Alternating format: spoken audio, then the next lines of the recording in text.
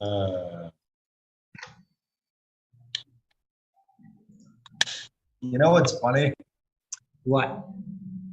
Like for the last couple of days, I forgot to record a video explaining the story of how I just, left after 15 minutes on that date. And just telling that story gave me like a bunch of energy and made me like in a very good mood.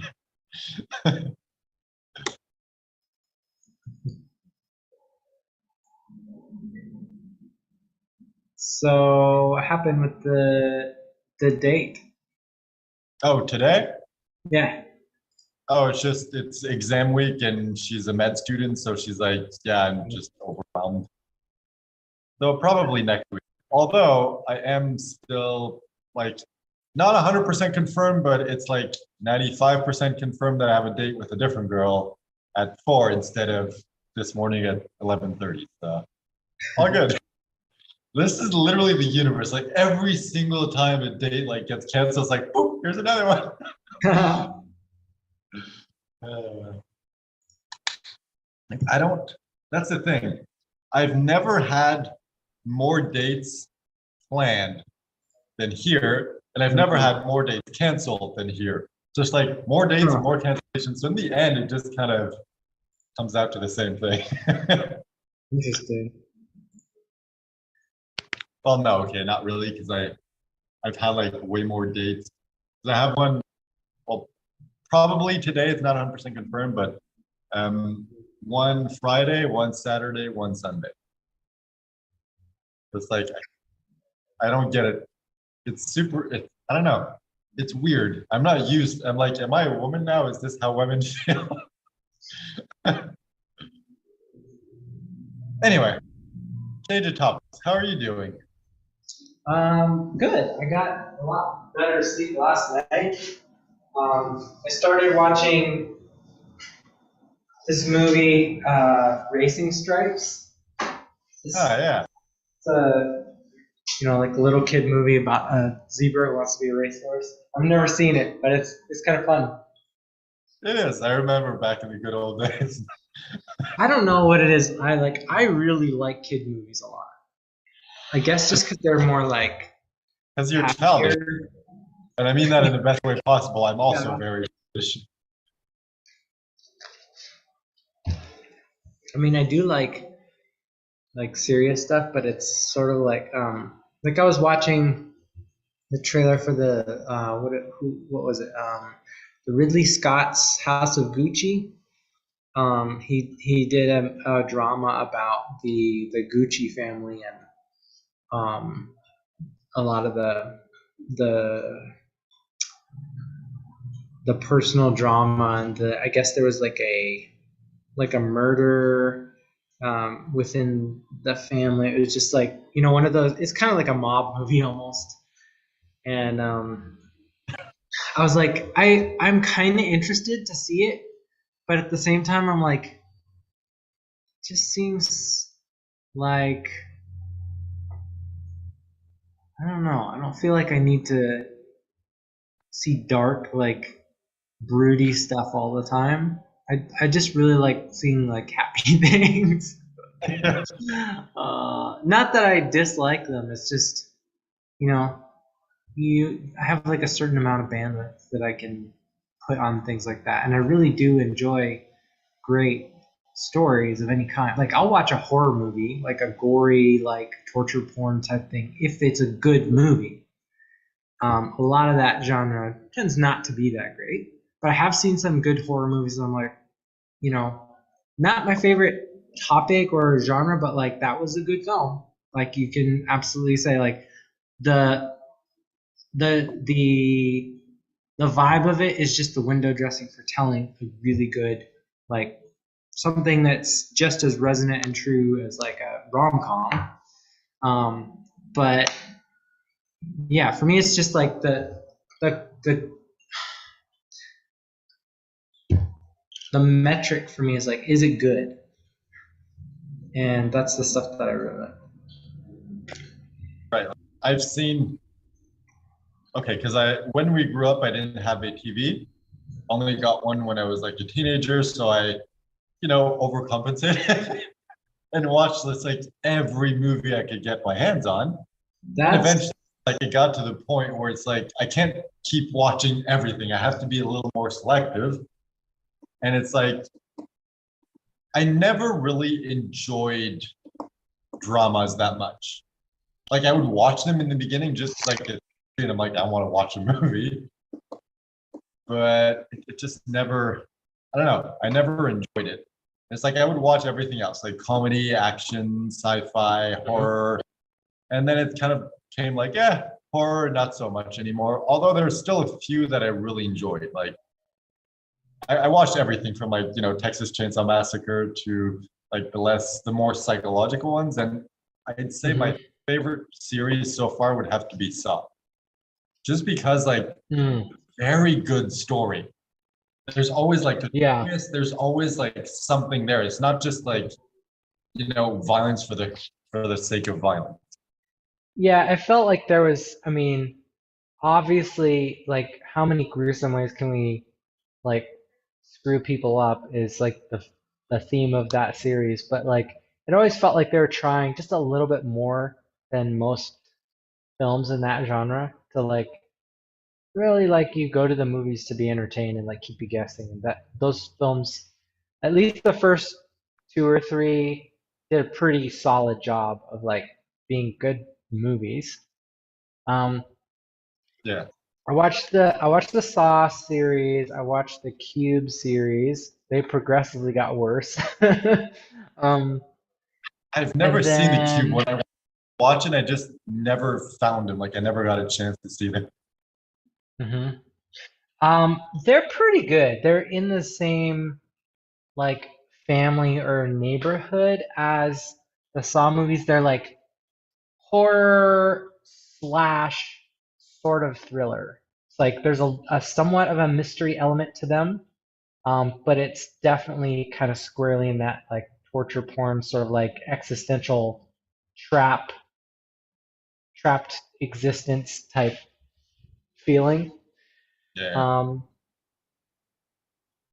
definitely not as good a series, but it was a solid, like I enjoyed it if you like that kind of um, film. I've seen some of the classic ones like Rosemary's Baby. That's certainly a lot more of a psychological um, horror movie.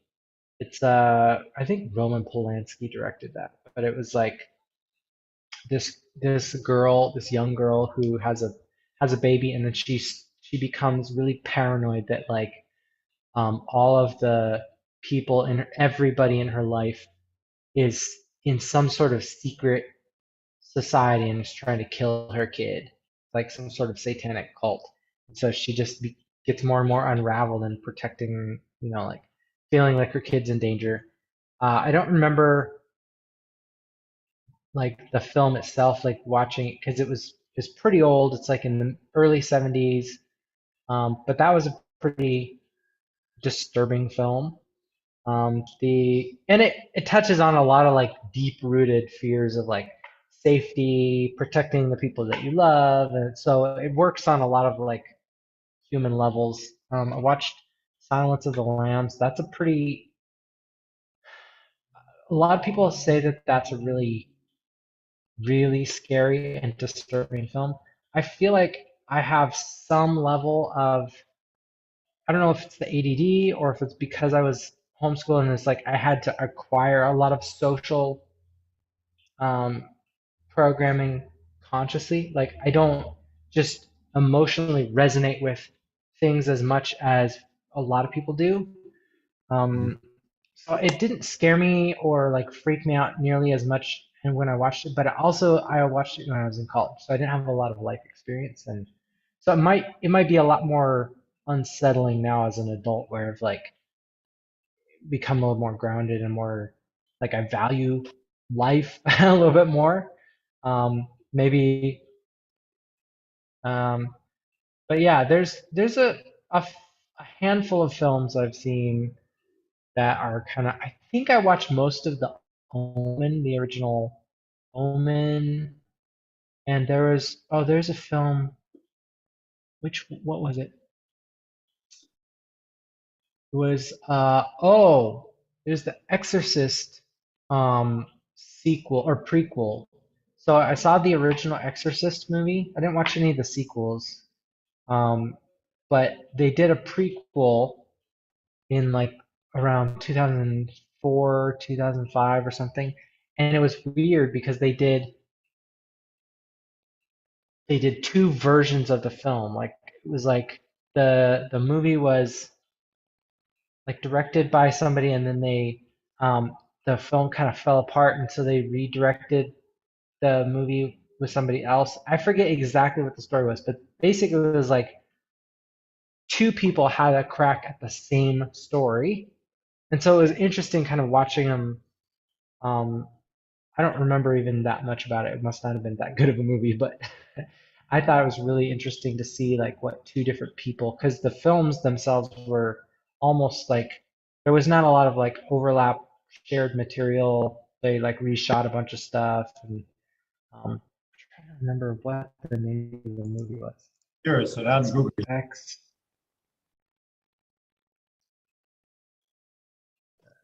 name.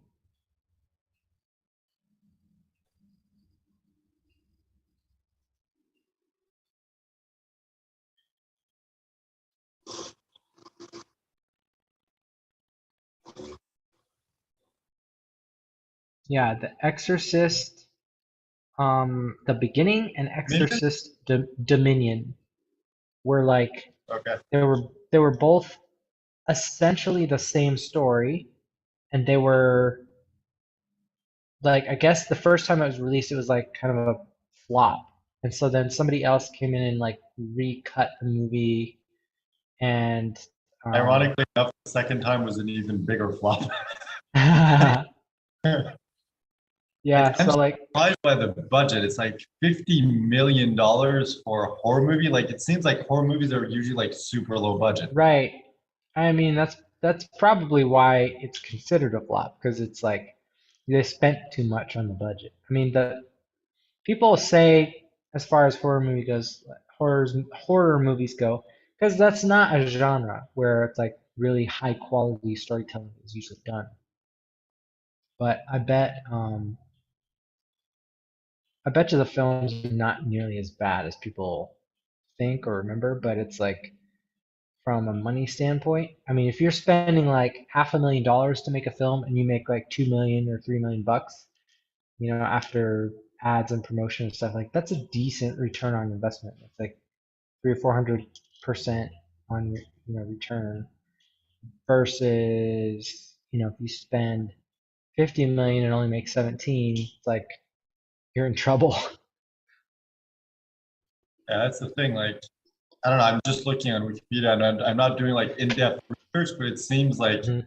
the original version was $50 million budget and the retooled version was a $30 million budget. So it's like $80 million for Yeah, the combined total of that movie. It's like, it's a oof. good sunk, pretty good example of the sunk cost. It's like, oh, we're losing money. It's like maybe if we throw more money on it, we can salvage this. But it's like maybe it was just a dumb idea to begin with. Yeah, I love how it's like 50 million. Oh, we only made 76.8 million. So let's add another 30 million. And then they made 251,000. Wow, fail. Like the one, I've never seen any of those movies because I just like waited too long, never got into it. Now there's like one, two, three, four, six, there's like 8 movies so far and more Hmm. incoming. I'm like, I'm never going to get into it. But the Conjuring universe, that Mm, is like a super successful one. really? Like I every remember the film coming out and I never watched it. like the budgets vary from one to the next. It's like 20 million, 6.5, 40, 15, 22, 9, 27, 39. But it's like, Hmm. if you look at the box office, it's like 320 million, 257, Hmm. 321, 306, 365, 123, 231, 206. It's like the overall budget for everything is 178.5 and they've made 2.1 billion. Hmm. That is very successful for a horror series. Yeah.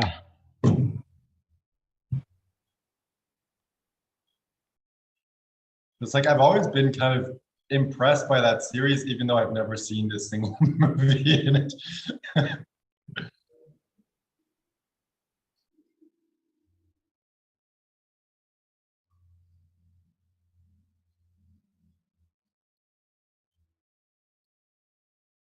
Yeah, lose you.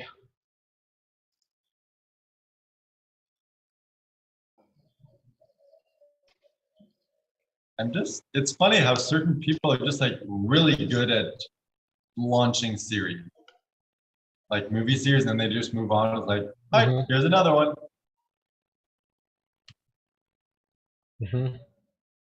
Yeah, I think Sam, that's part of what made like the Saw movies successful. It's like they were close enough together, like they just kept cranking them out while like there was still energy in that franchise.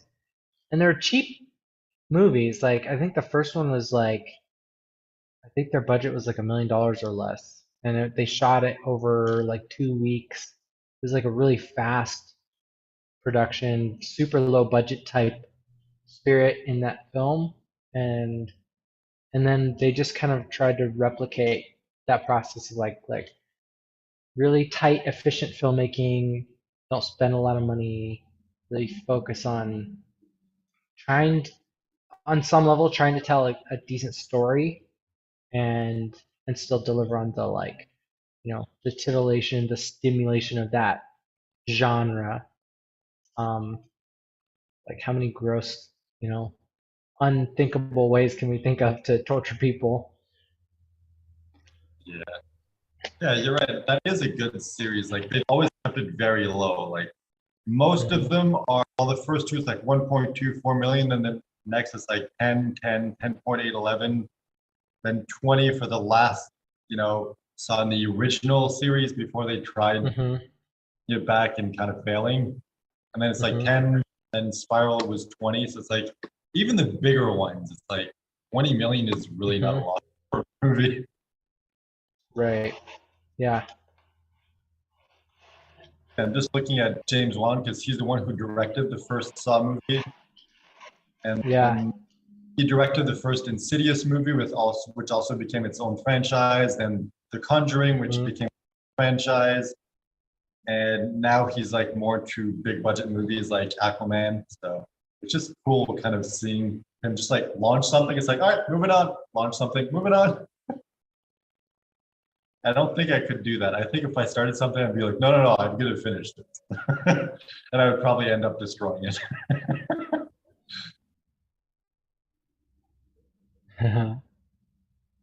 Not 100% sure what you said because it was really choppy, but Not I'm laughing important. along with you.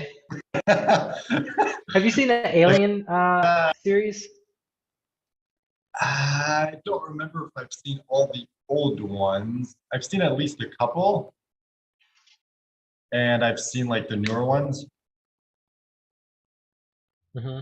My favorite, like I've seen all the Predators. I've seen most of the Aliens, but my favorite was like Alien versus Predator, the first one. That one was really good. I'll have to watch those because I haven't seen any of the Predator franchise.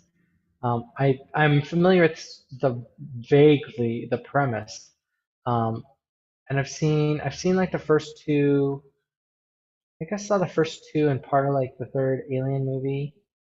I think there's four of the old ones, and then they did the prequel series, the Prometheus stuff that kind of turned into um, sort of like set up things for or side like quest alien movies, and then they did the Alien versus Predator, and I think that would be a fun crossover to watch. I just haven't watched any of the Predator films, so I think I might watch like the original one with Arnold Schwarzenegger and like the remake that Robert Rodriguez did. Um, Yeah, the remake was really good. I mean, I enjoyed all of them. The first one was a classic. Second one mhm, is like they just tried to redo it without Arnold Schwarzenegger to mhm, kind of flopped. But mhm. the remake was, well, not remake, but whatever. Full Yeah, re like the reboot. Hmm. Yeah, that one was really good. I haven't seen the two latest one though. The Predator, which was in 2018, and Prey, which was released this year. Yeah.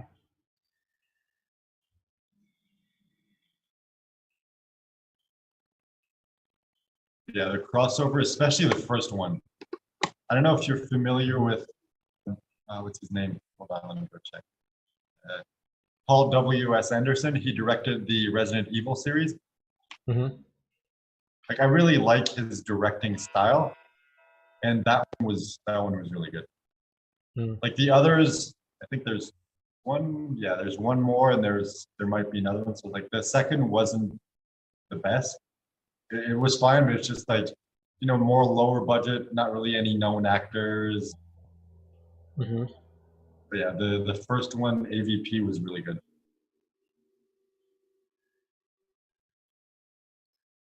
In fact, I think I saw that one before seeing either Alien or Predators. I think that was my first like one in the whole franchise.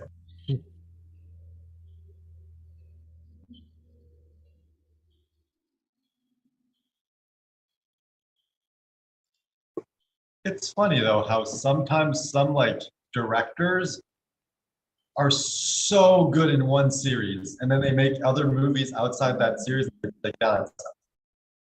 And I think it kind of did that with this one. Like, I love the Resident Evil series, especially the last, I think it was number 4 and 5 were my favorite. Just like the directing and it was so good.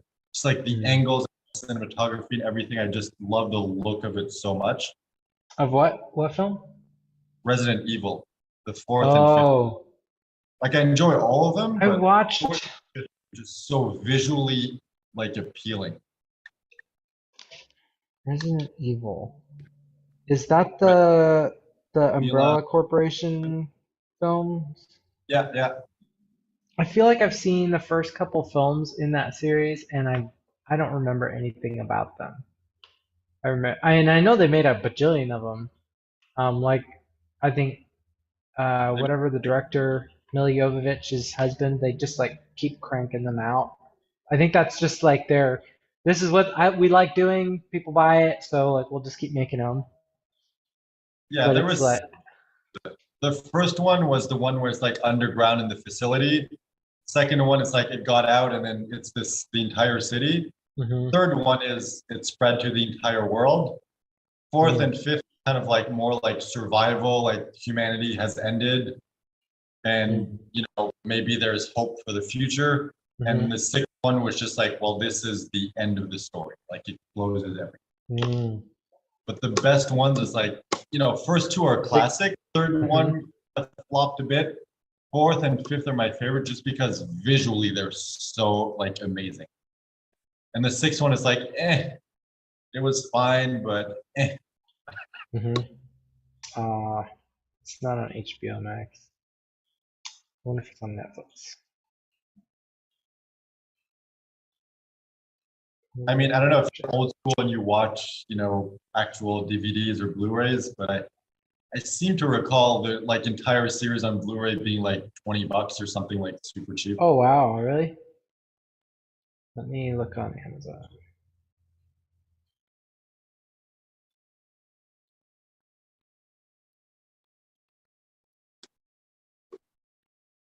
The 9 movie collection, $44. Dang. Yeah, like on So it's DVD. like, In Canada, in the US, I don't know, but on DVD, it's like $12 for the entire mhm. collection. Like 6 movies for 12 Wow. bucks. Well, dang. So they have Resident Evil, Resident Evil Apocalypse, Resident Evil Extinction, Resident Evil Afterlife, Resident Evil Retribution, Resident Evil The Final Chapter, and then Resident Evil Degeneration, Resident Evil Damnation, Resident Evil Vendetta. Maybe those are those like animated Yeah, that's like a or like separate side animated. story type things. It's completely unrelated to the series. It's just like an animated series. Gotcha. Because this is more like loosely based on the video games, but the animated one is like legit main characters from the video games and like they look the same and everything. Hmm. Yeah, just like the live action series, that one was really good. I haven't seen the reboot movie, so I don't know how good it is.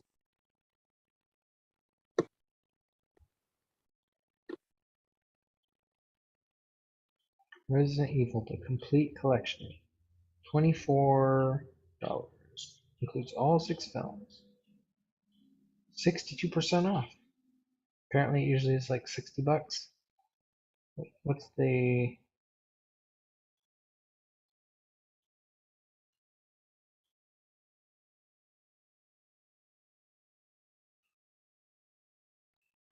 save with used? 20. Lowest price used. 16. I don't know. I might watch these. It seems like a fun. I just don't know when I'm like. When am I gonna have time to? We should just do have like a movie watching weeks where we just like let's just binge it. Let's just binge a series and talk about like the storytelling of it. That definitely sounds like fun. It's funny because I I feel like we'd recently have. binge rewatched the Cars series. It's like all three Cars movies, both plane movies, all the short movies, like literally every single movie in there. I'm like, oh, that was fun. Except for some reason, like there was a series of short movies within that universe, and in one of them, it's like they go like drifting in Tokyo. And for some reason, that Mhm. one short got confused with the second movie in my mind. And I'm like, the entire movie, I'm like, where's the Tokyo drifting scene? Where is it? And then it was only when I got to that movie, I'm like, ah, crap, it was in here. My bad.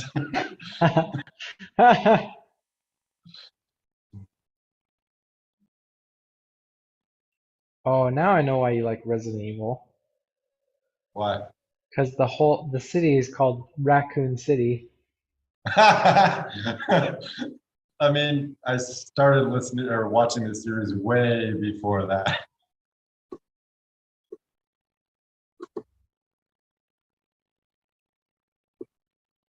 All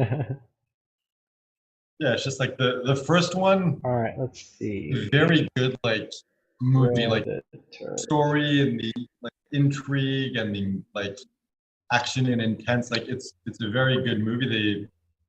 The visual effects are kind of so because it was kind of old and low budget. Mhm. But yeah, the fourth and fifth one, like I feel like you enjoy visually like aesthetically attractive movies, and I think you're gonna like those. Or maybe I'm completely off and it's just I love them and you're gonna be like, yeah, that's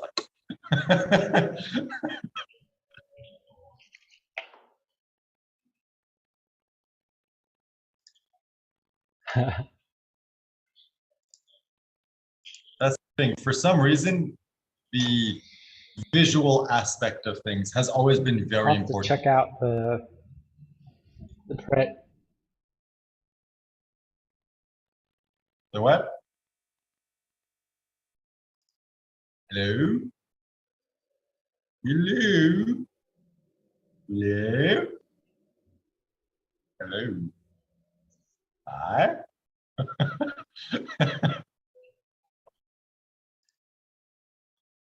My, my internet is terrible. I don't know what the deal is. It's Did you pay your bill? really, really pitiful. I don't know why. Well, somebody didn't. I mean, I'm at the office, so it would be at the church. I could try opening the door to the room. Let's see.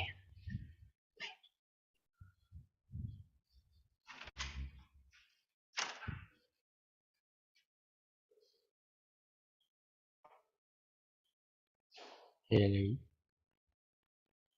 I can hear you. That's already better than before. All right. Well, I opened the door. Maybe I'm just far enough from the office that like having the door closed makes a bit of a difference in the signal. It seems like looking at your signal, it's like really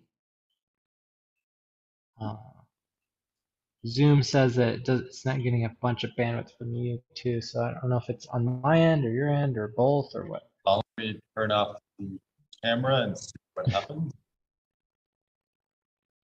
Is it worse now? Still kind of cutting out a little bit. I don't know. Yeah, maybe doing like streaming a movie at the same time as we're on here is not the best idea. Yeah.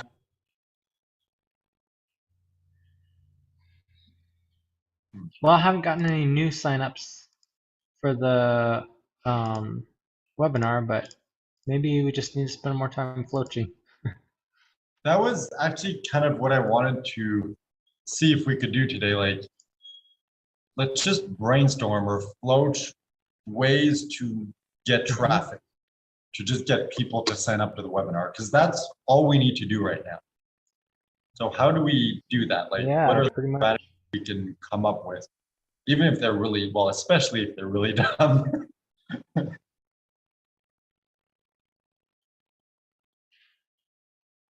Even if they're what? I was saying, even if they're really dumb, then I'm like, no, especially if they're really dumb. Ah. Hmm.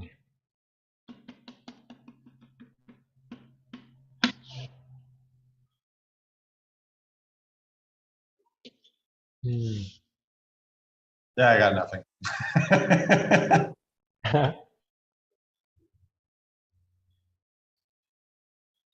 we could pick something like I don't know, popcorn or M&Ms or something. And be like, for every person that signs up to visit our webinar, we're gonna eat one of these. But what if we find a solution that like 1,000 people sign up and then we just get fat? We're gonna become fat cats.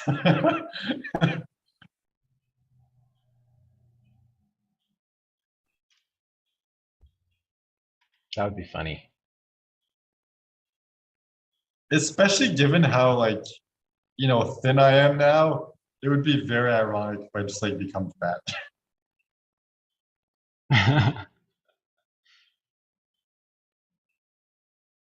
I haven't weighed myself in 8 months at least. So I have no idea how much I weigh, but I'm pretty sure I'm gonna be like, holy shit, when I weigh myself.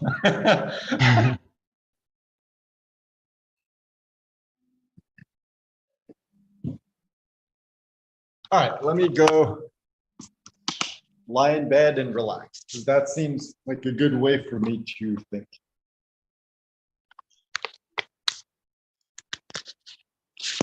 Who am I kidding? I suck at thinking.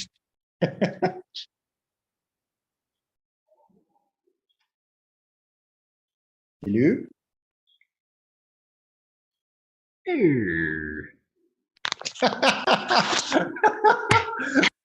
I don't know how that's done on your end, but on mine it was like electronical weird noise.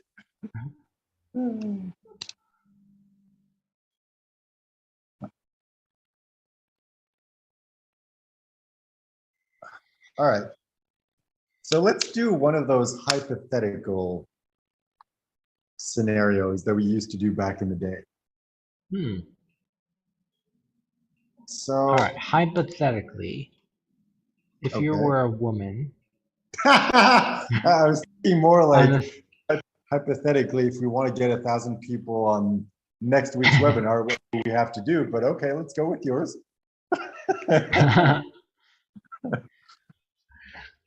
if you, oh, all we have to do is just hire like some Instagram person on Fiverr or get like a stock photo of like some girl showing their boobs and then be like, join our webinar. Yeah, we can just find like a stock picture on a free stock picture website.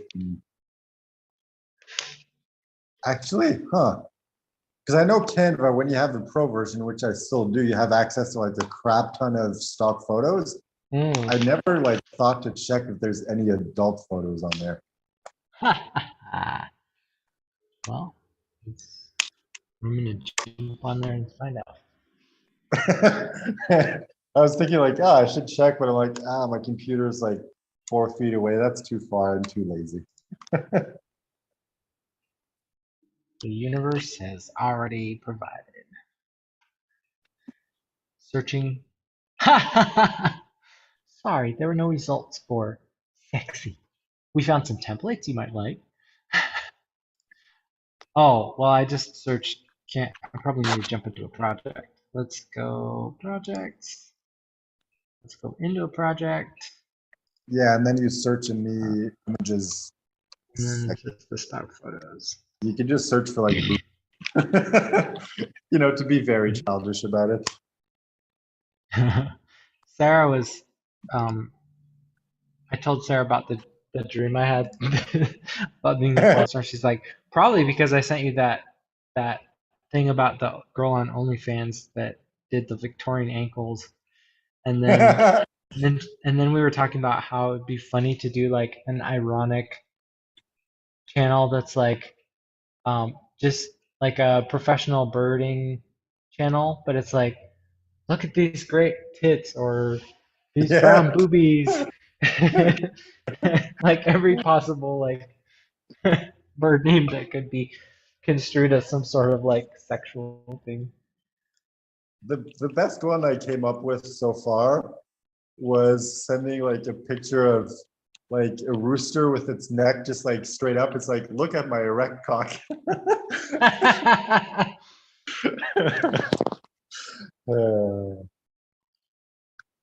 uh, well, these are templates. Let me look at element.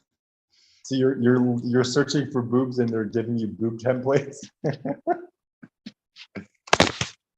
Well, I was searching the templates thing and it couldn't find any.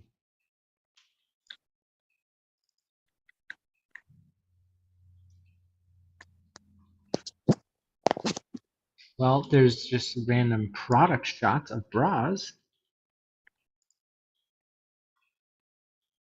There's, I don't know what this photo is supposed to be of. There's a picture of a girl. Oh, it's like baby's breath. I thought it was like mold or something. I don't know which stock photo platform Canva uses, but I forget. I've used a few different ones back in the day when I was writing erotica because I need like stock photos for the covers. Mm-hmm. And it's like most of them have at least some adult content, not like hardcore, but like, Right. topless, bottomless, like things. Well, that's a pretty generic, like, well, there's a lot of, I see a lot of people post pictures of themselves in like exercise or yoga outfits. So it's like, technically it's not like underwear or lingerie, but it is. And so like there's a lot of pictures of that kind of stuff on here. Like workout um outfits. I don't know that this is actually something useful though. It's like, how do I, you? now I completely forgot why we were even searching this. How did this come up? Oh, we were just like, well, what's the sex appeal version of like advertising our business?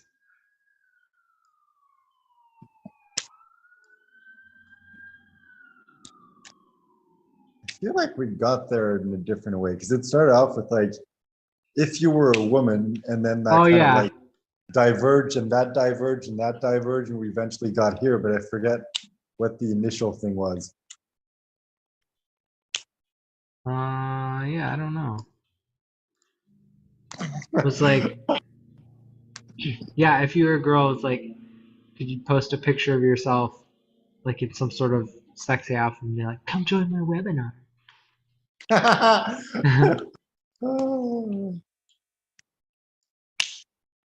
And it's like, it seems so like low hanging fruit and like that's that's not even I mean, related to business, but at the same time, it's like people do it and it works. well, It's I mean, dumb, but it's like it does.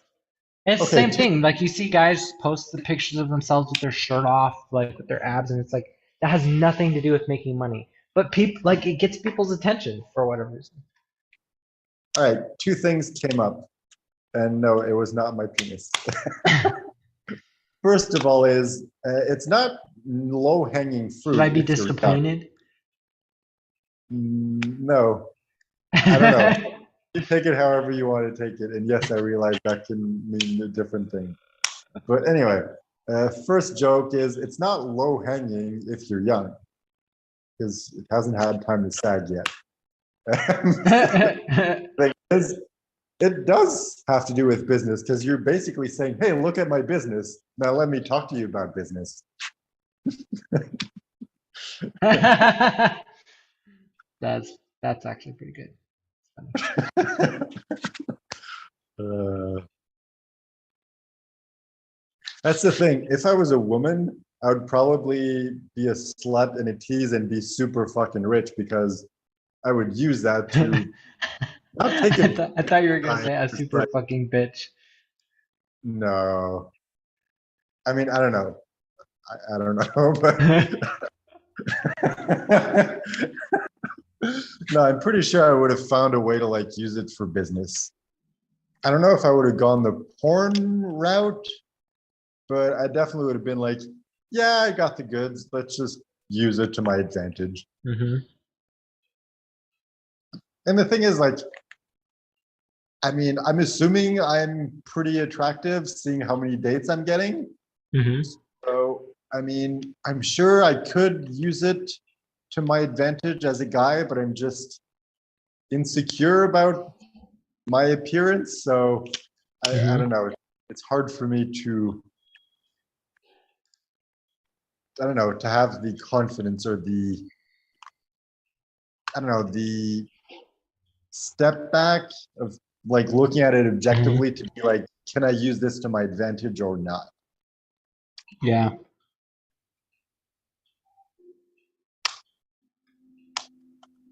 And I think that's the thing. Like once I start working out again seriously, and then I'm like proud of my body, then I'll be like super confident. Hmm.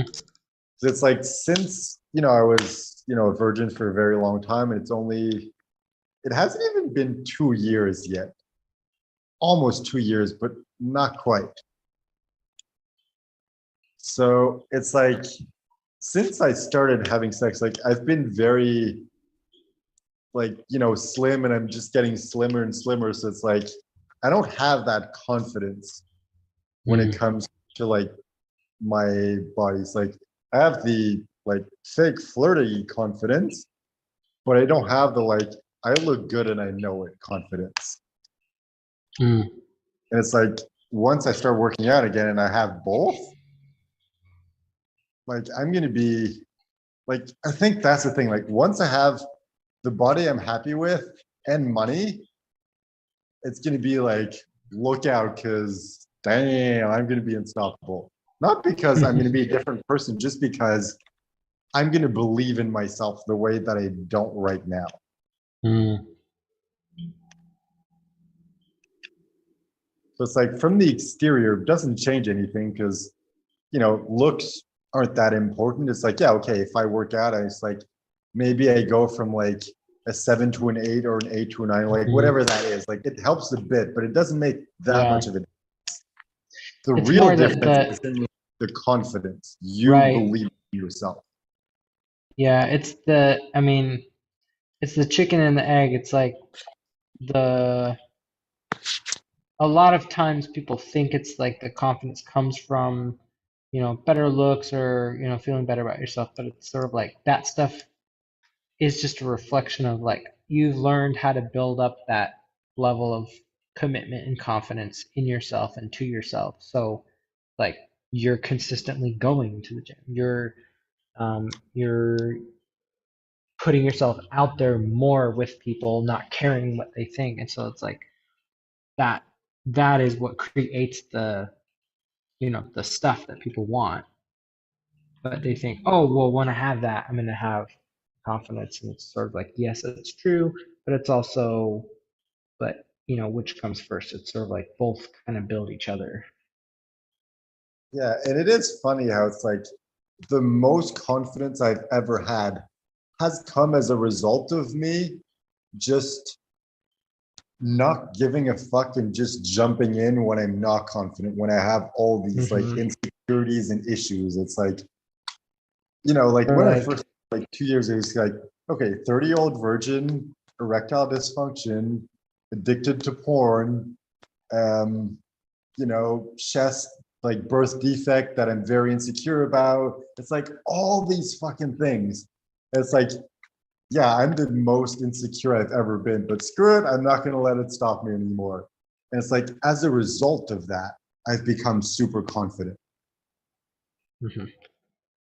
And it's like, yeah, if I would have waited to develop that confidence before doing anything, yeah, I would still be exactly where I was 2 years ago.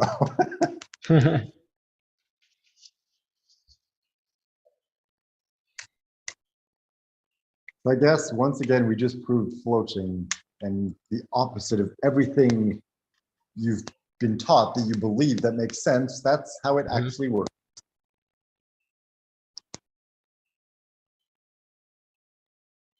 Ooh, what if that was the solution of the webinar?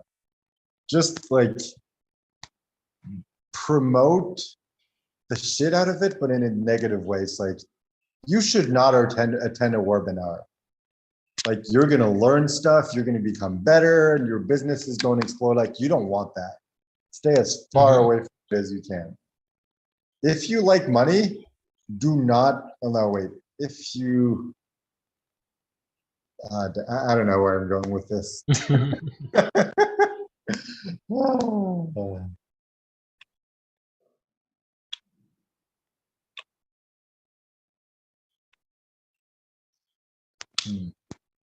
Maybe we just need to be like, fuck it, let's just go all out. Like, who can we Maybe. reach out to be like, hey, you have an audience, we have this, would you be willing to help promote it, become an affiliate, like whatever the arrangement is, like, how can Mhm. we help each other? And just Yeah. like, I'm going to use those two, um, what are they called? Uh, Solo ads, and just like run the traffic to the webinar and Mhm. just see who signs up. Like I forget exactly how much. I think it's around like $96 or something like that. And usually maybe we'll get like 200 clicks from that. So let's say we get 200 clicks because it's a free webinar. Let's say like half of the people sign up. Let's say we get 100 signups. I Mhm. mean, the odds are relatively good that we might get a sale from that. Mm. And I mean, maybe it's not that. Maybe it's like, all right, 200 clicks, we're going to get 50 signups, and we're going to have 20 people show up. Well, even if 20 people show up, we still have a relatively decent odds of making a sale. Yeah.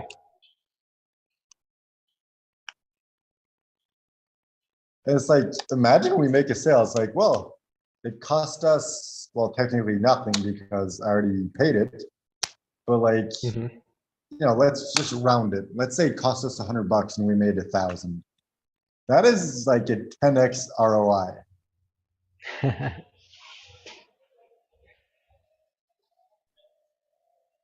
It's like, of course, we don't sell, but either way, it's worth trying it. Mhm.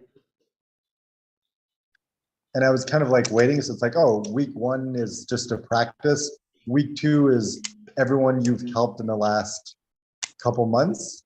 And then I'm like, after that, then we can start, driving traffic to it.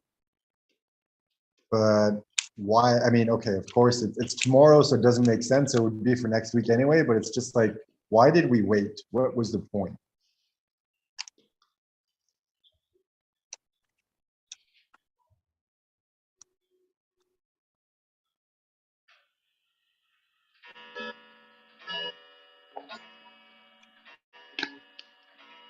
Because that's the thing. For all we know, maybe this works. Like if we find full good solo ad providers Mm-hmm. and we just buy traffic from them, if we keep converting, it's like even if it's like, hey, it costs us $500 to make one sale, we Yeah. still doubled our money. Mm-hmm. So it's like I don't think it's worth throwing like a ton of money at it, but it could be worth experimenting a bit. Mm-hmm.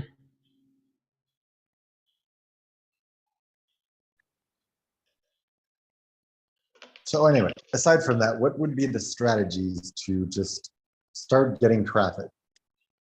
Just get Okay. people to sign up and attend to the webinar. Yeah.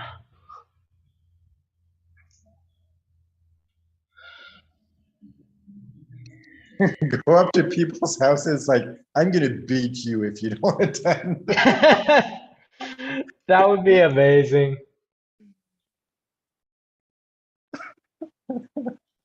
Uh,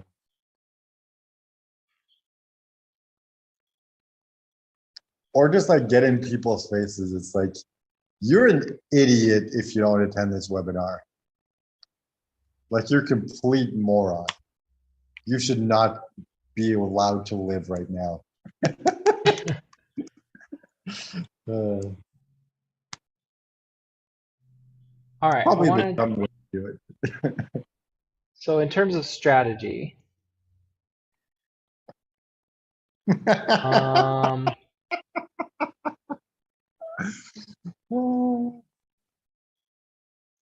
So I was just thinking of the classics, like remember, I don't know, a month ago or whatever, when we like made the jokes of like, hey, if you buy our course, Aaron's gonna fly over to your place and give you a blowjob. Like maybe that should be it. Like only stay until the end and you get a blowjob. that would be hilarious. It's like only gay guys show up because we're only two guys.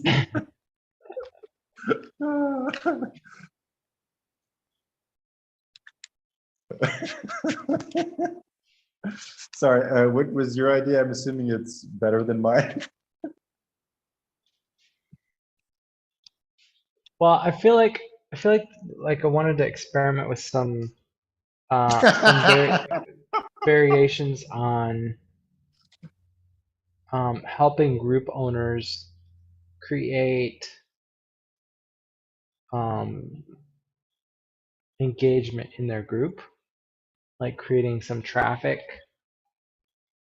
uh, for them, and then we just since we're the middleman essentially, like the person stoking engagement, it's like obviously we're going to get people seeing and looking at our thing. So I mean, we've talked a little bit about like kind of an irresistible offer for a group owner is like, hey, what if I came into your group and provided some value for free, helped your people, and like got your group re-engaged? Um, and obviously, what you're doing is you're just making yourself really visible and putting your name and your brand in front of a bunch of their people. But if they don't know how to engage their people, that is technically something valuable that you can offer them. I feel like this is more a future strategy, but I feel it would be a really cool strategy to try Mm-hmm. once we have the like pre-recorded version of the course and just approach a bunch of group owners and be like, hey, here's a free copy of our course. Mm-hmm.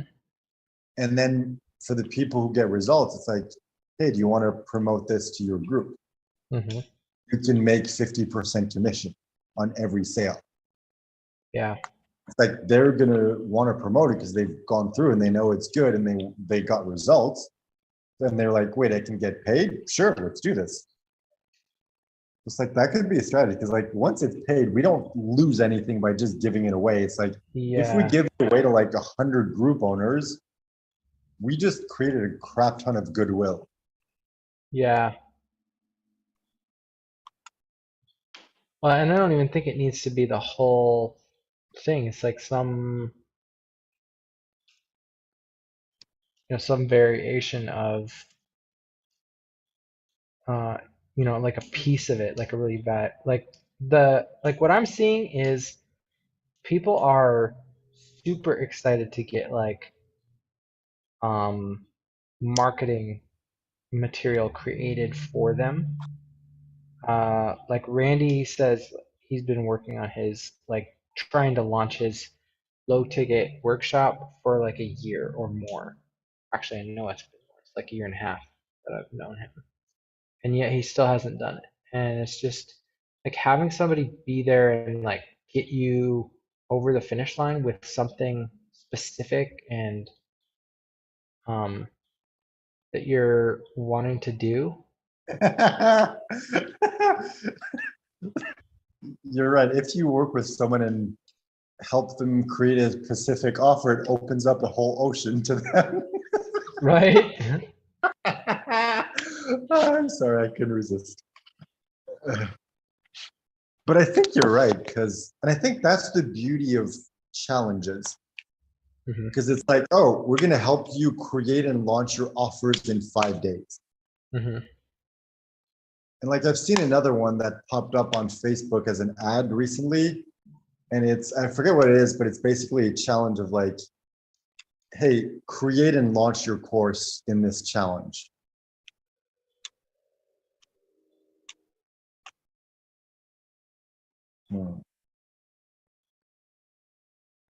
Maybe the challenge, like, I don't think we need to do this right now, but the challenge model could work really well for this course. Mm.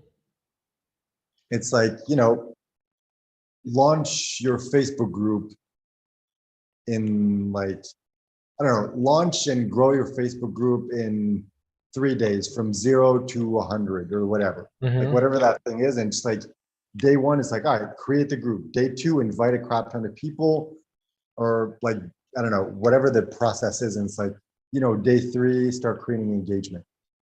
Hmm. And it's like on the back end of that, it's like, all right, now you have your group. What do you do with it? And then we just sell our course. Yeah.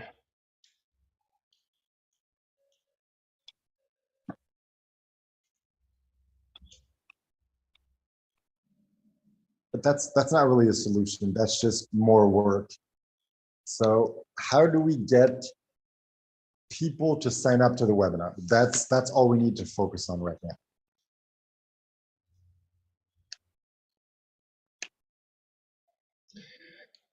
Um, I feel like in the flowching model, asking that question is the wrong question to ask if that's what we're trying to solve for. So what can we talk Okay. about that's not that will give us a lot of data points to kind of like let that thing assemble itself. So it's like if the goal is how do we get lots of people to the webinar, what are other things that we can talk about that sort of starts to fill out the negative space? You suck. That seems pretty negative.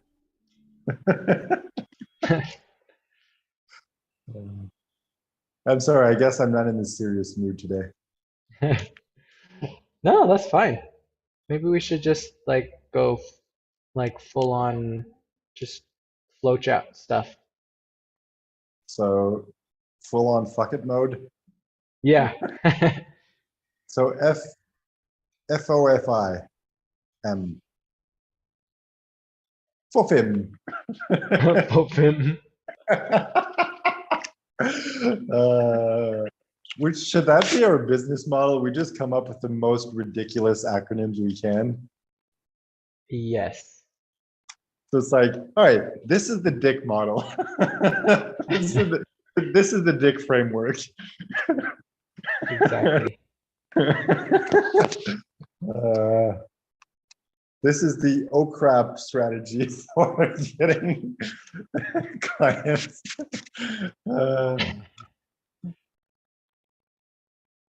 Well, sex sells. So this is the sex biz or audience framework.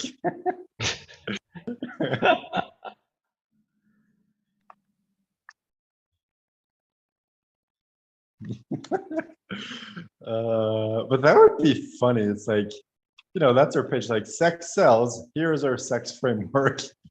Here's the sexy Yeah. story. like here are the blowjob bonuses. uh, it's like, did you know that 35% of internet downloads are related to porn? So, just saying. It's like, buy our course and you get a crap ton of erotic stories. Oh, God. Let's see, how do I copy? Oh, here we go.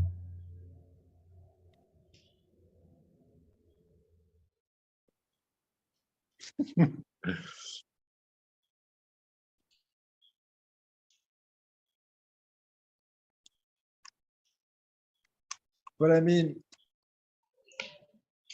mainstream marketing has proven this principle over and over and over again. Sex sells. It's like, hey, have a sexy woman in a bikini, like promoting beer. It's like, yeah, I want that beer. Mm-hmm. It's like, have a sexy woman like on the hood of a car to sell the car. Yep, that works. Mm-hmm.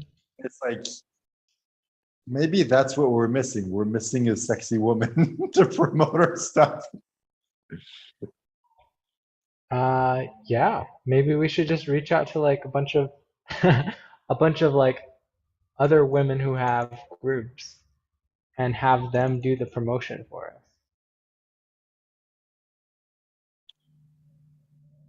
us. uh,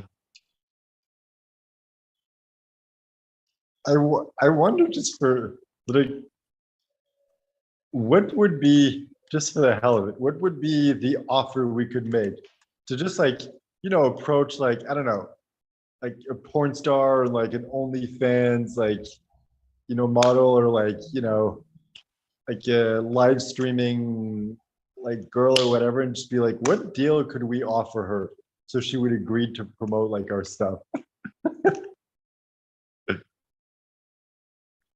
Hmm. So I think It's the like, I answer, wonder how effective it would be. Because, like, of course, people who are there is just like horny guys, but I'm sure a percentage of them are entrepreneurs who would be interested in business. Like, I wonder how unrelated an offer could be and still work. okay, well, what I'm hearing right now is like this is a great strategy for like getting guys. What I'm realizing is like that's not our target market. Like the type of Oh, people shit. that We just need to become sex symbols of our business. exactly. We need to be like the hunky, like, I don't know his fucking name, but like, I'm sure there's a bunch of them, but like that like sexy doctor who's just like, teaching you about like actual medicine, but he's just like shirtless and like super ripped. I don't know who that Like, is, but that sounds I don't know, like hilarious. I've I've just seen it because one of the girls that I went out with at some point was like watching him or whatever. Oh yeah, she was like, you should be like this guy, but for like authors. Anyway, Oh, it's like, we should be that, but for business. We should just be like, like eye candy for business. And it's like, hmm. we're actually teaching you valuable shit, but you just want to be there because you want to watch us because, you like what you see. Yeah. Bounce to wow wow. Oh, what if that's it? Like, you get a free striptease at the end. Oh, free lap dance for everyone who attends. Uh, oh, and that's the fast action bonus. You get a chance to win a date with one of us. Probably me, since you're married, that would make more sense. Hey, there you go. Maybe we should just be targeting like 20, 30 something year old female entrepreneurs and like try and make you as attractive as possible and be like, if you stay till the end, you get a free date with Gil. Dude, that's it. That's our partnership. You're the expert. I'm the sexpert. Sexpert. Yeah.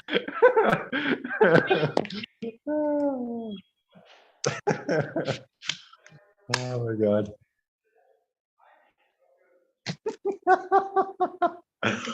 Oh man. That'd be hilarious. That would Like be. imagine if we build a business and it's like you get clients and it's like since we're like in business together, it's like we split it. So it's like, we get clients and I get dates and it's like, yep, that's your business. Everything you ever have dreamed of, we're getting from this business.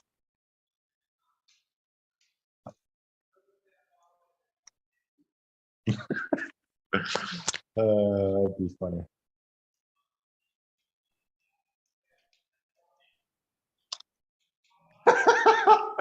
uh, yeah, it's like, whoever, like, when you get the fast action bonus, you get a chance to win a date with me. It's like, I just go in and pick whoever I'm most attracted to, and that's the winner. It's like, we never said it was random. We just said you had a chance.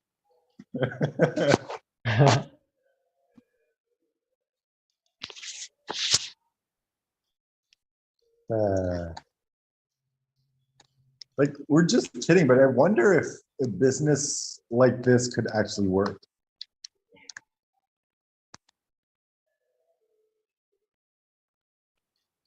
Like, we'd probably have to do it in like a ridiculous, joking way, but I'm sure it would work for some people.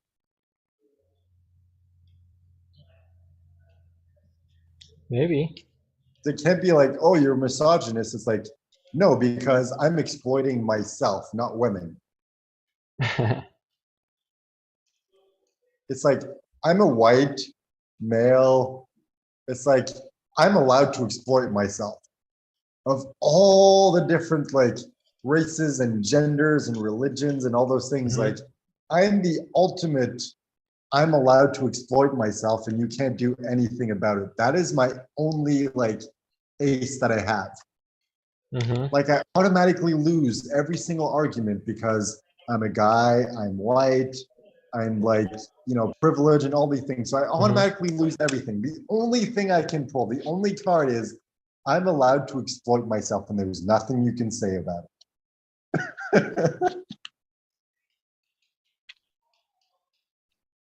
Oh, it's cool. I just realized I have a card that no one else can pull that I can. Nice. I don't know how valuable it is. So it's like instead of like, an ace of spades, it's like a Mhm. three of hearts. No, not even hearts, like a three of clubs. That's like the worst one.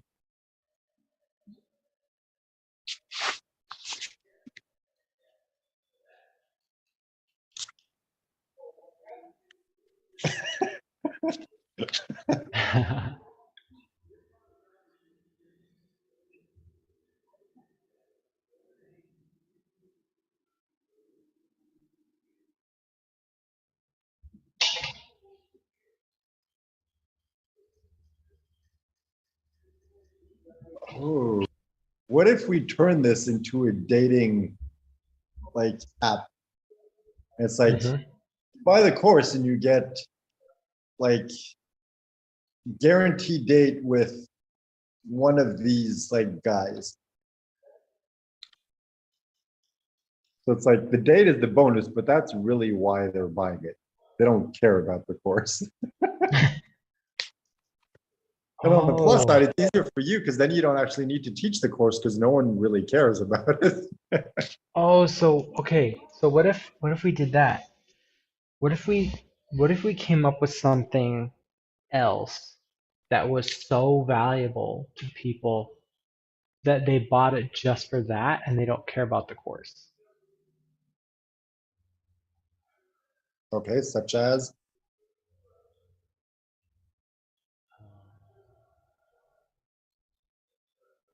maybe that's where the like done for you marketing content could come in.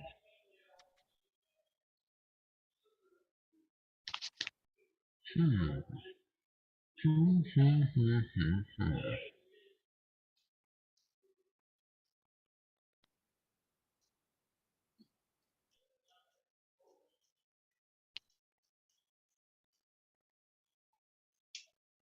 I think I'm almost there.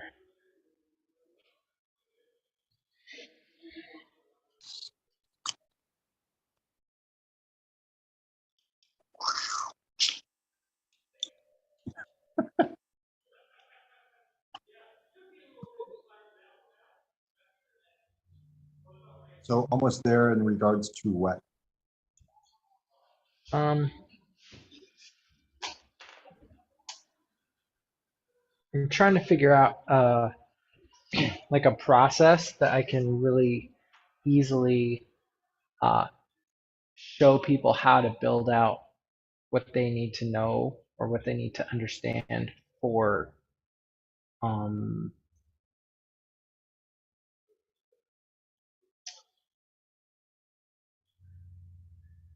to be able to create like the marketing material that they need.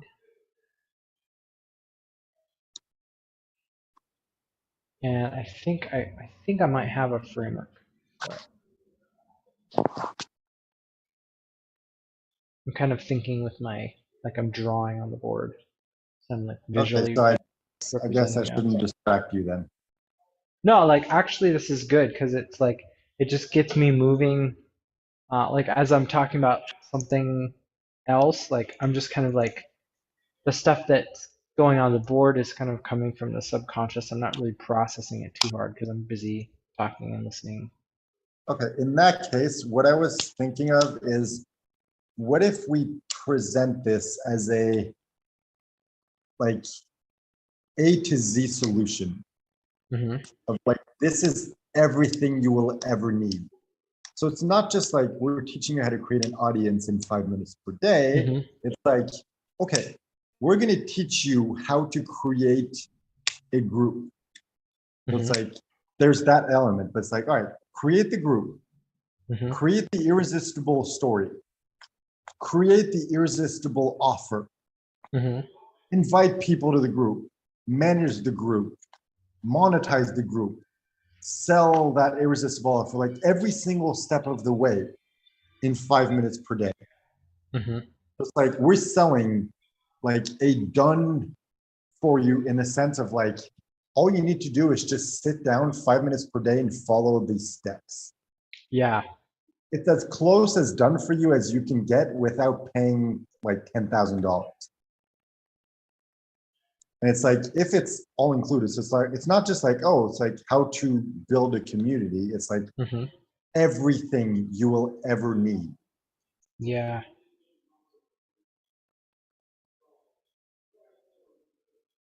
So it's like we draw them in with the community, but it's like in the bonuses, it's like, all right, you're gonna get the irresistible offer. You're gonna get the sexy story. You're gonna get this. And it's like it creates this Hmm. entire package of from A to Z, you have everything you will ever need. Yeah.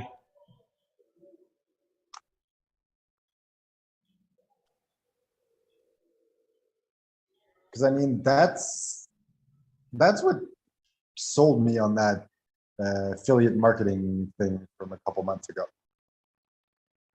It was literally like, hey, step by step, copy exactly my business. And it's like, yeah, but even if it's step by step, it's still like it's still flawed. It's still not perfect. So it's like, okay, how do we create this? How do we create our own version of that, but actually deliver on the promise? Hmm. And I think it's that exact model, 5 minutes per day.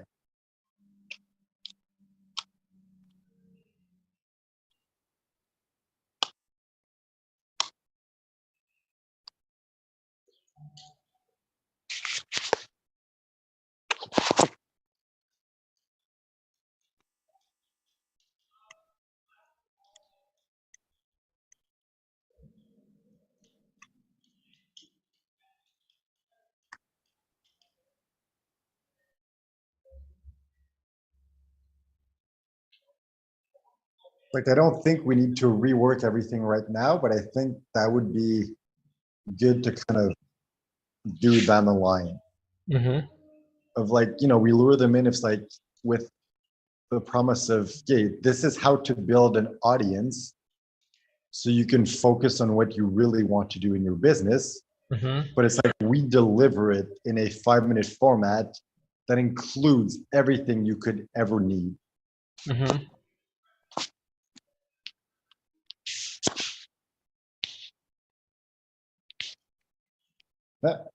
Just got a notification. It's like, oh, you have a date in an hour. Like, nope, no, I don't.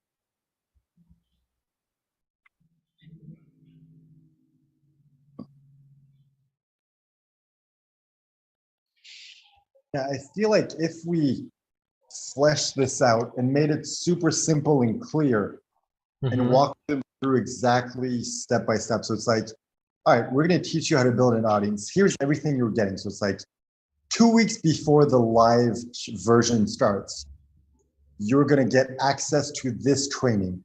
It's going to teach you Mm-hmm. step by step how to create your sexy selling story.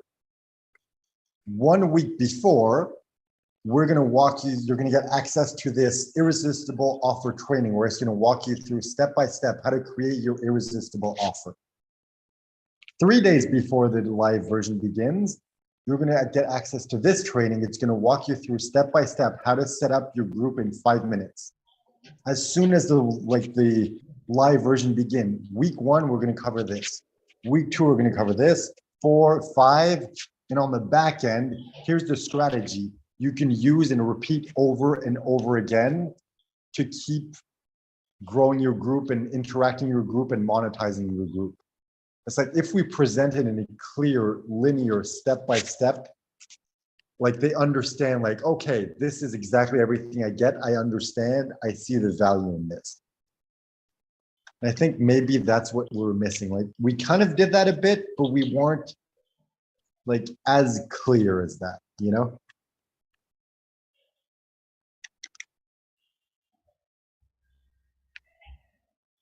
And I think this could be the part where we walk them through. It's like, once you claim your scholarship, Mm-hmm. you're going to unlock everything we discussed. Like 2 weeks before the challenge, you're going to go in, watch this training step by step. You're going to create your sexy selling story.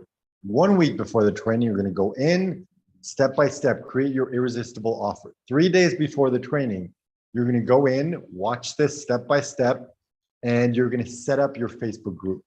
And then once it begins, week 1, we're going to do this. Week 2, that. Week 3, that. And it's just like, we walk them through. It's like, this is what you're going to be experiencing once you purchase. So it's like doing that pre-selling we were talking about yesterday, Mm-hmm. while at the same time showing them exactly what they're going to get. But not in a way of like, this is all the details. It's like literally just, it's like week 1, you do this, week 2, you do that, week 3. And it's like, they understand, they're super clear on what they're doing, even though we're not discussing any of the actual mechanics of it.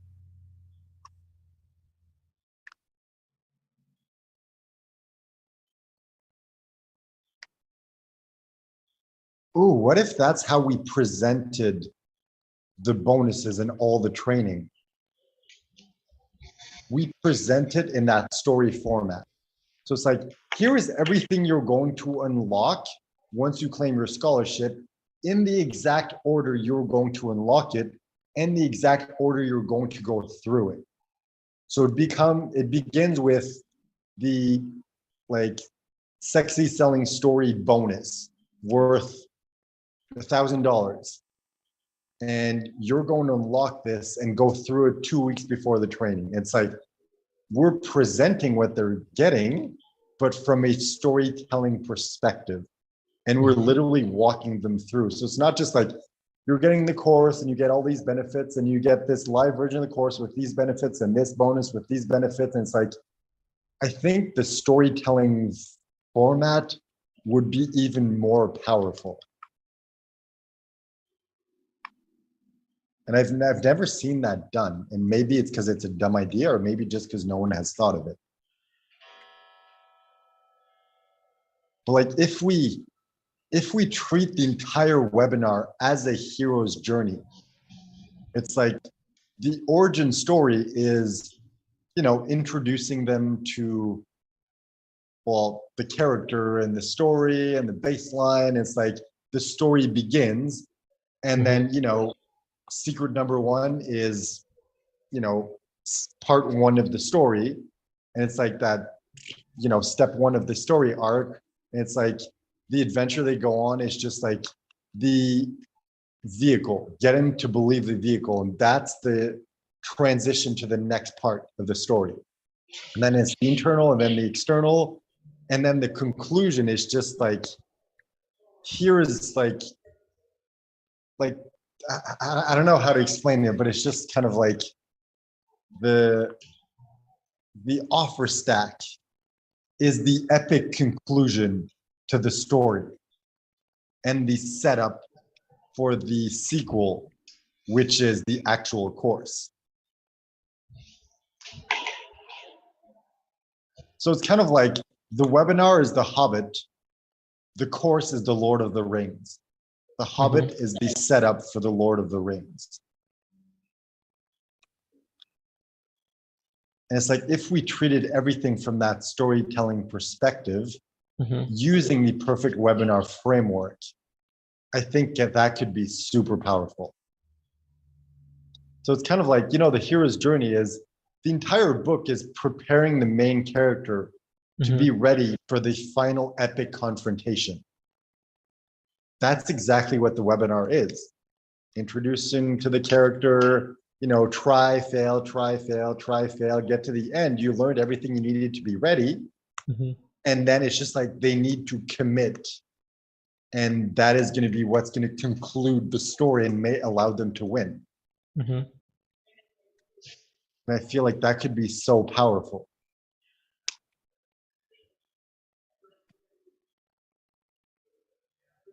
Because like, I'm just imagining the person coming in. It's like, they're coming in. It's like, all right, here's our story. And here's how it will go for you. And it's like, we do that every step of the way. And then at the end, it's like, we're literally walking them through step by step what their story is going to be once they purchase. So it's like, you know, once you claim your scholarship, week one, like pre-week one, you unlock this bonus and you do this training and blah, blah, blah. And it's like, we walk them through step by step. And they're like, by the end, it's like, we progress them on this journey. And it's like, if they choose not to buy, then they regress to the point where they were at the beginning of this entire journey.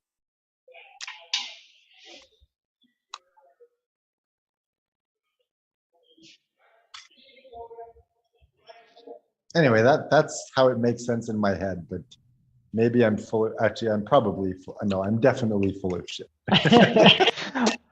Well, now that you've kind of like laid it out, try describing it to me again in terms of like the hero's journey, and I'll sort of draw it out as you're saying it. All right, so the webinar's hero's journey is the introduction to us and to them is the introduction of the story. So, you know, it's the setting of the story, introduce the main character in their ordinary life, and introduce the other main characters, which would be us. Or like, you know, the supporting characters, which would be us. And, you know, it's just by the end of that, they embark on that epic journey. So the conclusion of that is just kind of like, they're in their normal everyday life. They want something to change. They meet us. We tell them a story of how we went on this epic journey and how they can do it too. And then we're like, hey, now it's up to you. Do you want to begin this journey?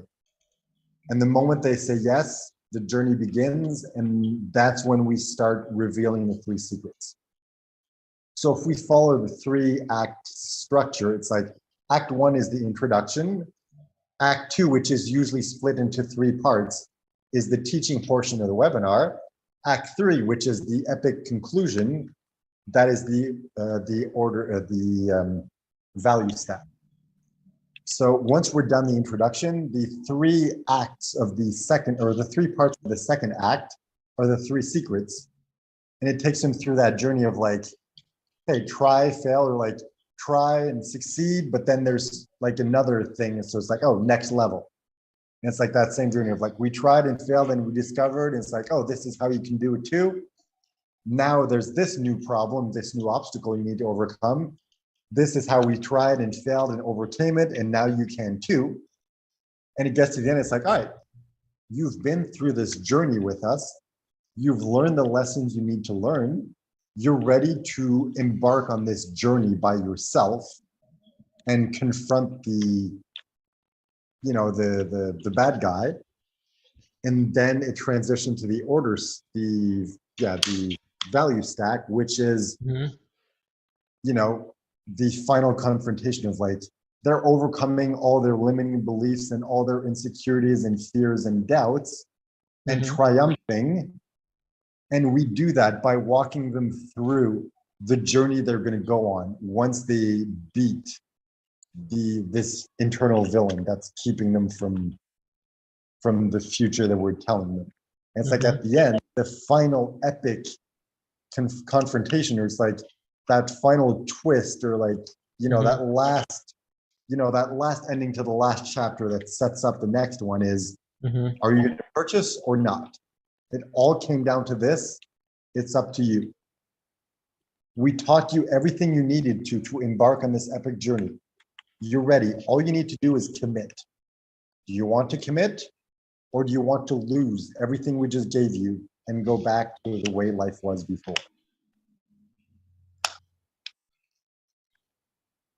So it's exactly the hero's journey.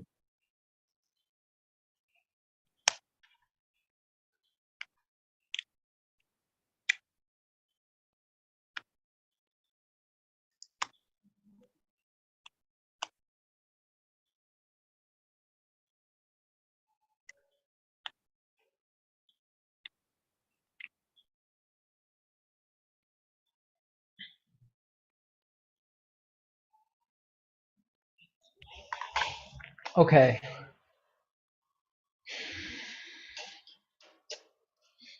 Here's why everything you just said is total bullshit.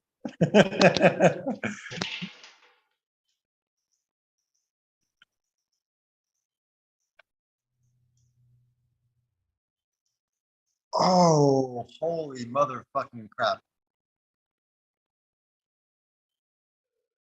I just realized, oh man, you know how a very valuable strategy to sell things is the way that you've always learned and always done it is wrong. Let me teach you the right way. What if we do that for the webinar? Everyone is creating a webinar about them and their product. We've created a webinar about you, your story, your growth, your evolution, what you need to succeed. So we're going to tell you stories about us and about clients and about what we do, but it's about you. This is a webinar for you, not for us. So the false belief that we're breaking is webinars are designed to sell you something. And it's like, even though we're doing that, we're like, this webinar is designed to show you your true potential.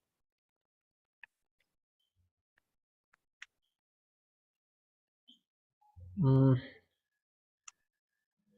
know what I'm realizing? I'm an idiot. No, it's like I think we're on the right track in terms of we want to do what has been proven to work, But I think the thing that's going to really clinch this thing, it's like we only need to do this webinar a handful of times to get somebody to buy it. But once we have the the validation that yes, this is something that people want, I think we transition everything from the webinar to how are we telling people to use their group to convert and convince people. And so the entire webinar is just broken up into the little micro steps that people do so that anybody who comes into the community walks through that funnel. Like they go through that journey. It's sort of like, let me see if I can say it a different way. If we are the old man in Zelda that's like at the beginning of the game, here, it's dangerous to go alone. Like take this. Here's a sword to go on your adventure. Like the whole rest of the game would not be possible if Link didn't get some kind of weapon at the beginning. Because there's all kinds of obstacles. He's got to hack through rocks and monsters and all kinds of stuff. That guy that shows up and says, you need something to go on your journey. That's what 5-minute Facebook groups is. It's that something where the mentor coming in and saying, here's the beginning of what you need. And then go whichever direction you're going to go, you go do your thing, but you have something that can get you started. If we do that, if we deliver that sword in a way that everybody else is doing, and there's nothing different about us, like what we're telling them that they can do is you don't have to have a webinar.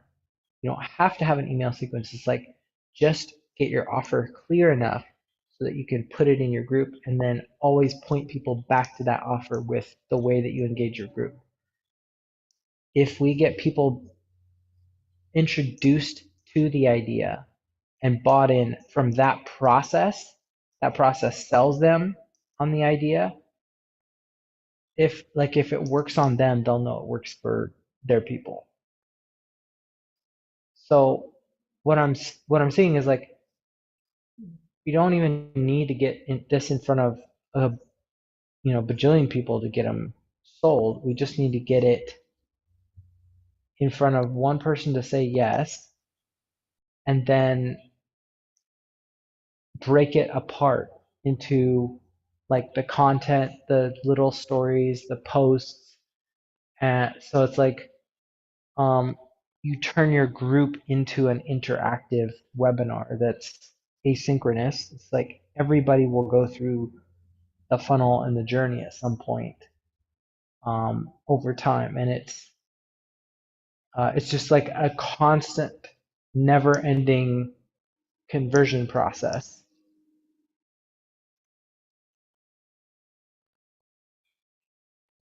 Okay, two things I came don't up. know that that's super actionable right this moment, but I'm just yeah, go ahead. First of all, this reminds me of a post that Brian posted in the group. I didn't read all of it because it was really long, but it's basically like he was talking about this is the exact process you need to follow in order to create the funnel within your group. So you don't actually need to create a funnel. You can sell your high-end ticket, your like high-end offers within the group directly. And here's the step-by-step of exactly how to do that. So I don't know the exact steps. Like I just browsed it quickly, but I'm like, wow, that's very similar to what we're doing. And the other thing that came up is, what if we treated this like what if there was a way to create the webinar as a choose your own adventure webinar? So it's like, it's an automated pre-recorded thing, but it's like, hey, you're the hero of this webinar. And it's like, we ask you questions like, we explain things and introduce ourselves and whatever. And it's like, all right, are you ready to begin the journey? Yes or no? And that leads them down different paths. And it's like, all right, secret number one. It's like, all right, are you ready to move on to secret number two? Do you want to practice or whatever that is? And it's like, take them through that journey where it's like, they're in control. They're the hero. This is about them. They get to decide what does or doesn't happen. I don't know if that's possible, but that would be a really cool, like innovative way to run a webinar. Yeah, that would be cool. I know that there are some like choose your own adventure type things. The other thing that I was thinking of is like if you broke up the webinar into like 3 to 5 minute videos where the story or the concept or the secret or whatever it's like its own little tiny VSL, and then you have the main call to action, which is like um, the book a call or tell me more about the program, but then it's like you also have the whatever the related things are. It's like, so if you're talking about in a highly engaged culture, it's like, how do you create engagement? It's like, well, go to this part of it. And so it's like the whole thing doesn't have to go flow in like a linear progression. You're doing these like kind of micro uh, webinars. Um, and honestly, I think that might actually help us like structure the bigger like strung together one more uh like more purposefully. If like each one was like had to do the same process, which is like you give them the hook. It's like what is the thing that they want? You tell them a story that teaches them the idea or like how to get the thing that they want. You open the loop and then you create the offer, which is like, well, how do I get that or how do I move forward? Like, well, get on a call or watch this next video or do this action step in the community.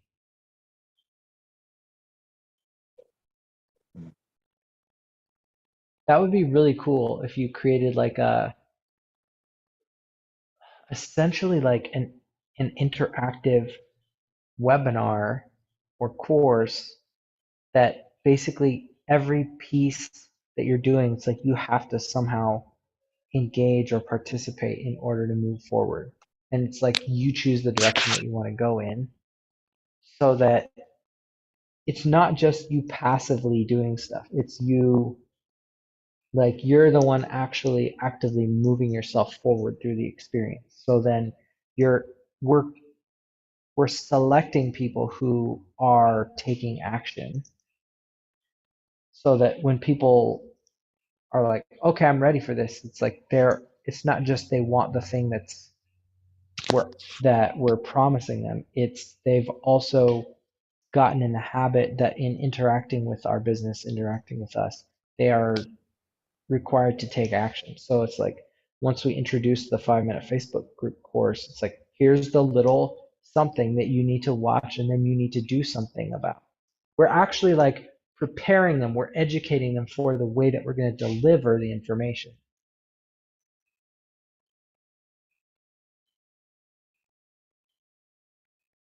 That could be really cool.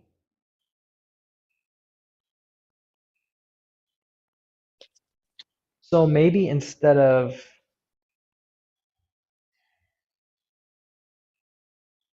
I don't know. I had an idea yesterday that was like I was super enamored with. I was like just really thinking about it a ton. And maybe that's what I need to do with this is apply the principle here. Sarah and I were talking yesterday about it would be really cool to make a show. Um, we were talking about because we were we were joking about the OnlyFans thing.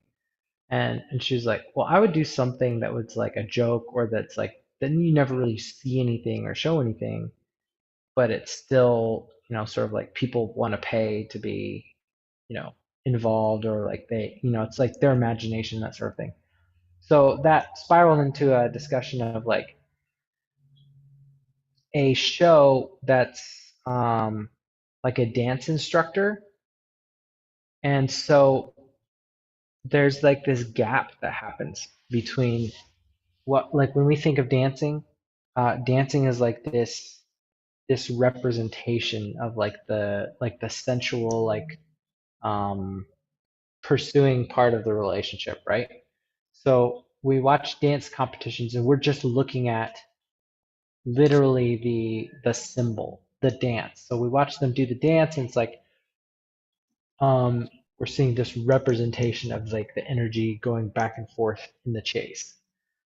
You watch a movie, like a story, which is like a hyper stylized um, version of something. So like in a movie when the characters dance, we usually don't watch the whole dance because like once we get the idea, we're saying then these characters dance. This is how they begin to fall in love. We don't really see the whole thing. We just see like they start to dance, they get close, maybe they move in for a kiss, and then we fast forward to okay, we're in the bedroom and like they're starting to rip each other's clothes off, that sort of thing. So it's like we we make the assumption that that dance was kind of like the precursor to that relationship moving forward somewhere.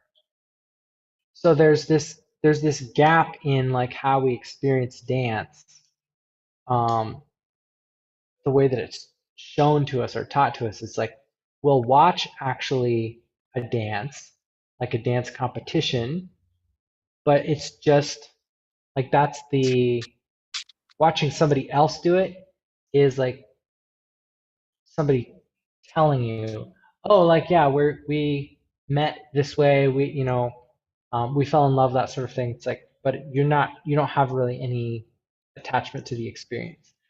Then there's the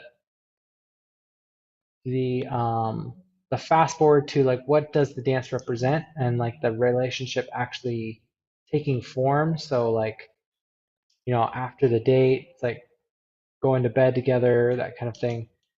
So there's this middle section where it's like you're actually in the experience of like moving closer to somebody and like kind of the dance kind of turns into flirting or like that closeness is intimacy. And so like if you're dancing at your home or you know at the house or something, it's sort of like it can turn into, oh, we just end up on the floor in the kitchen or whatever, the clothes come off, that sort of thing.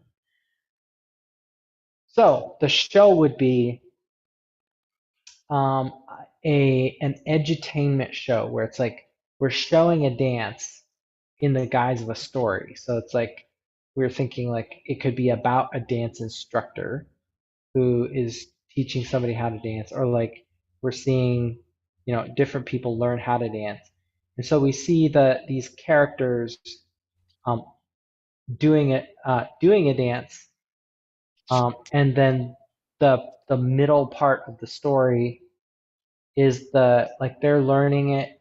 We do kind of an instructional thing where you can actually do the dance with them as the characters are learning it.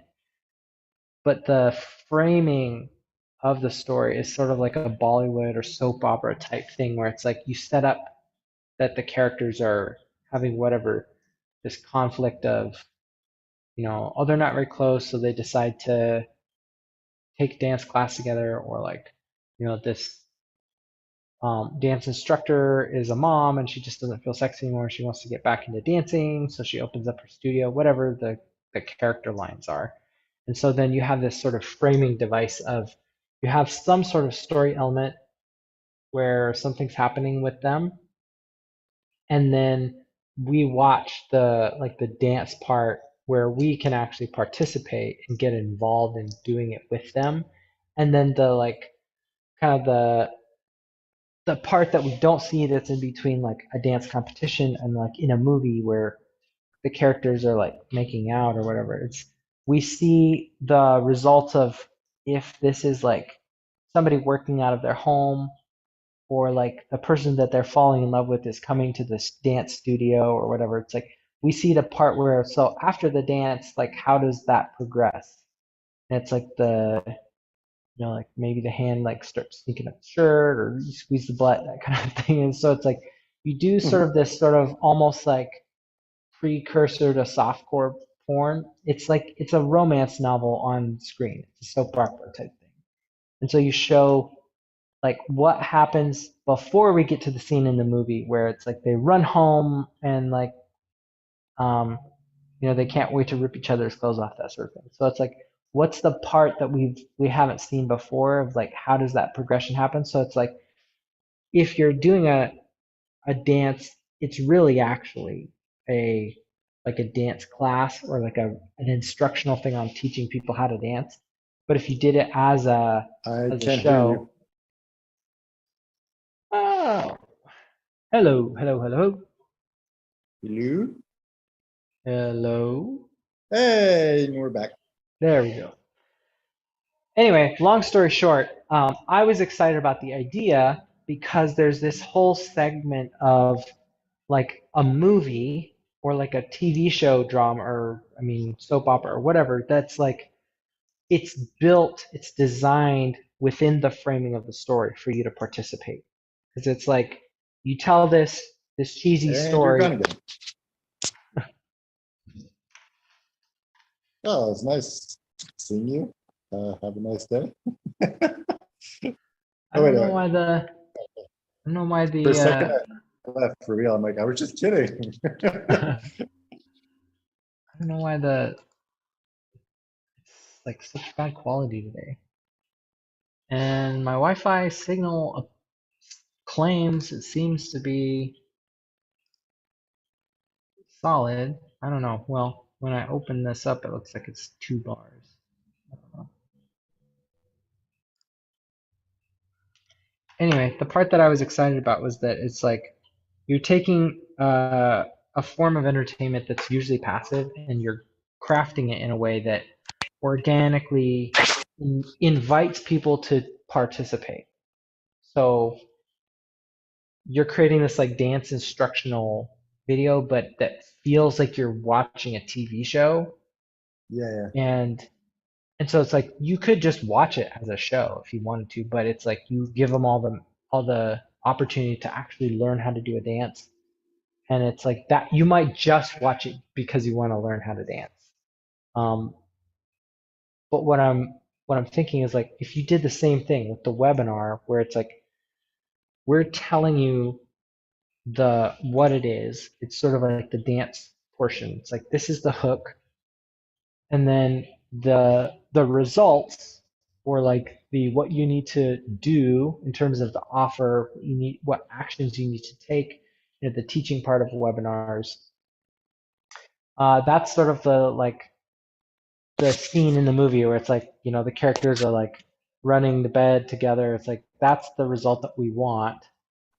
But then like this whole middle part of like getting people involved, like that's missing because we haven't really we fast forward it when we tell them when we do a movie because we don't really want to watch somebody else dance for 5 minutes. That's going to take a big chunk of the screen time. But if the whole thing was designed where it's like part of the value of this show is I could actually learn how to dance and then I'm not watching a boring instructional video. It's like I'm getting told a good story that I want to see anyway while I'm learning how to do this new skill set or something. And so on some level, it's like, how could we build a, a webinar or teaching instructional thing or a workshop in a way that we're getting people to do the things that they're trying to learn so that like we're filtering for people who take action. We're getting the people who actually want to like do something in the process. I don't know. I feel like that took way, way too long to get to the point. I'm sorry, I didn't understand anything. You just like cut back in. I haven't heard anything for the last 15 minutes. Brother. Imagine.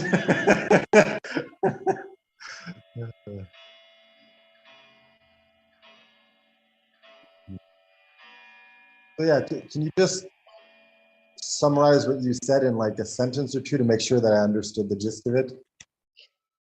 Yeah, so what I was excited about with this show idea yesterday, I think I'm still excited about finding a way to incorporate into a webinar, which is how do you craft what is typically a passive experience into an active participatory experience so that people are already in motion as you talk to them and get to know them, so that when you have the offer in front of them, it's that much easier for them to move forward. And then the experience that they've been in is just a precursor, or it's like the beginning part of the way that we're going to deliver, the course, which is like little bite-sized actionable steps. They're already doing stuff like that. Oh, dude. I just realized something. You know, in storytelling, how it's like everything's divided into like, there's the book and then, well, that could be the series, and then there's the book, and then there's Mhm. each section of the book, and then in that there's each chapter, and then there's Mhm. each scene and blah blah blah. It's Uh-huh. like our 5 minute Facebook groups thing, the 5 minutes per day, that is an action beat. From the storytelling Oh, perspective, that's what it is. yes. Oh my gosh, that's such a great realization. Because now I we can't can believe it craft, took us long to get there. oh my gosh. Because now we can like really construct, it's like, okay, so here's what we're gonna do today. The reason you need to do it is like if you don't do it, this is what you're giving up, or this is what's gonna happen to you. If you do it, this is what you get. And it opens the door for you to have this next thing that you want. So in order to get to that place, you have to like create that door by doing this action in order for you to like avoid this thing that you don't want. So like it gives you a really concrete way to like, here's the step. Here's like a bunch of reasons to do the step. Here's how easy it is to do the step. Now go do the step, because if you do, you get to do this next thing. If you don't, you're going to have this problem.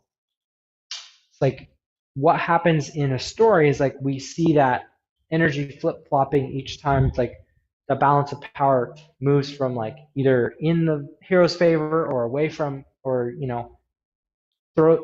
scares them up a tree or whatever. But it's like if we can do that process in the teaching and the delivery of like what we have to get them to take action to do, like we win. Yeah, and I think it's not necessarily that useful for the teaching itself, but it's for us, like when we create, when we plan it out, because we know action beat. It Mm-hmm. needs to be relevant to the story, needs to Mm-hmm.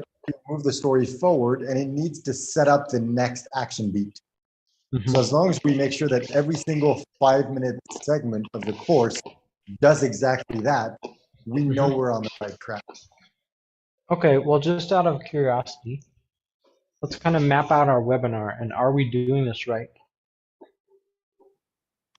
So Oh, let me pull up mine. you know what? In the interest of action beats, let me. I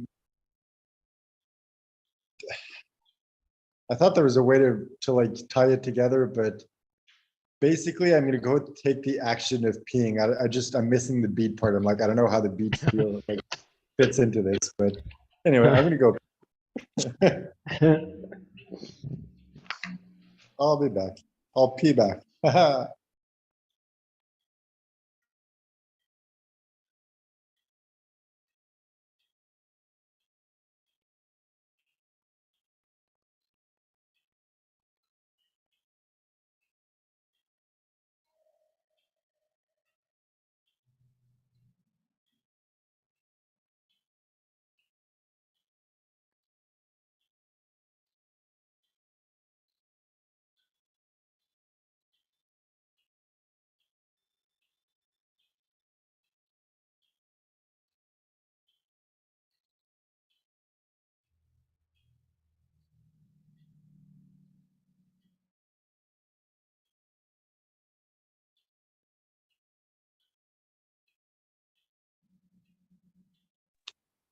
All right, I'm back, but it seems like you're gone, so let me know when you're back.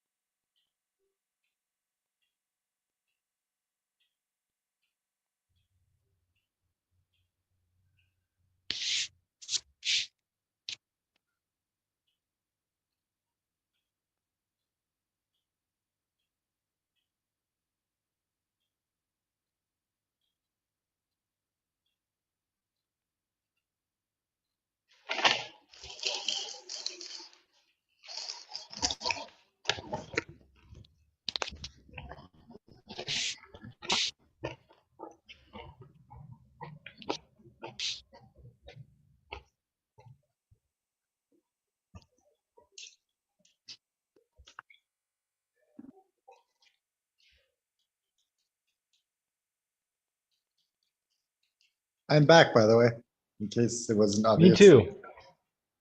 I heard that.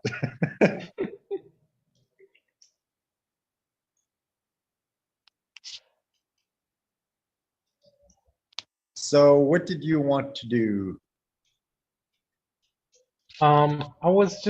I was kind of looking at our webinar to see if we're kind of following that story beat structure.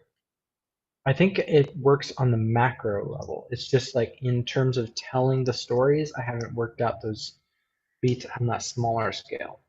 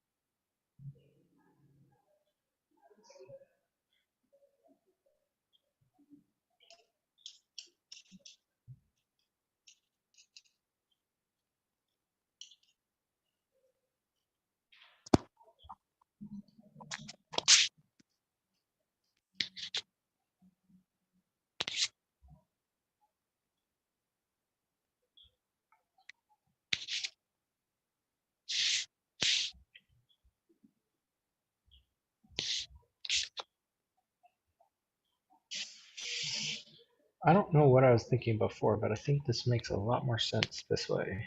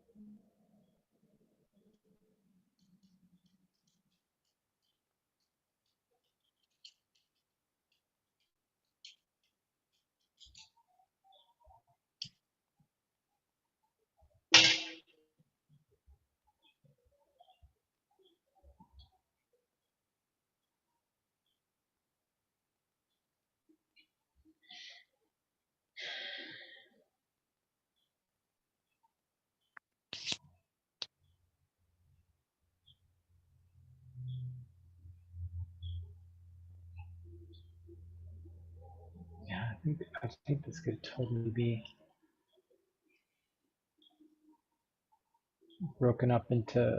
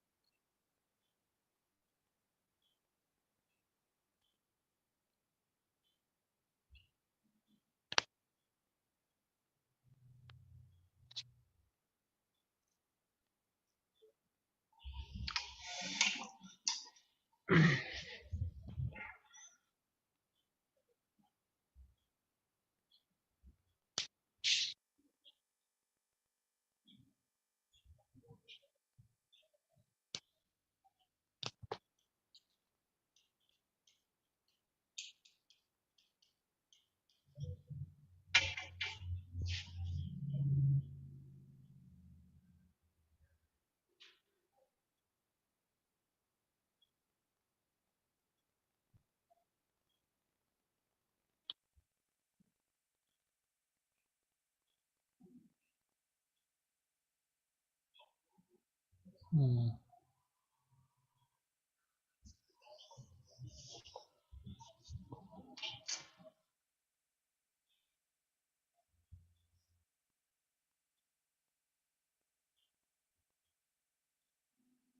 I'm really curious how I connected those 2 points.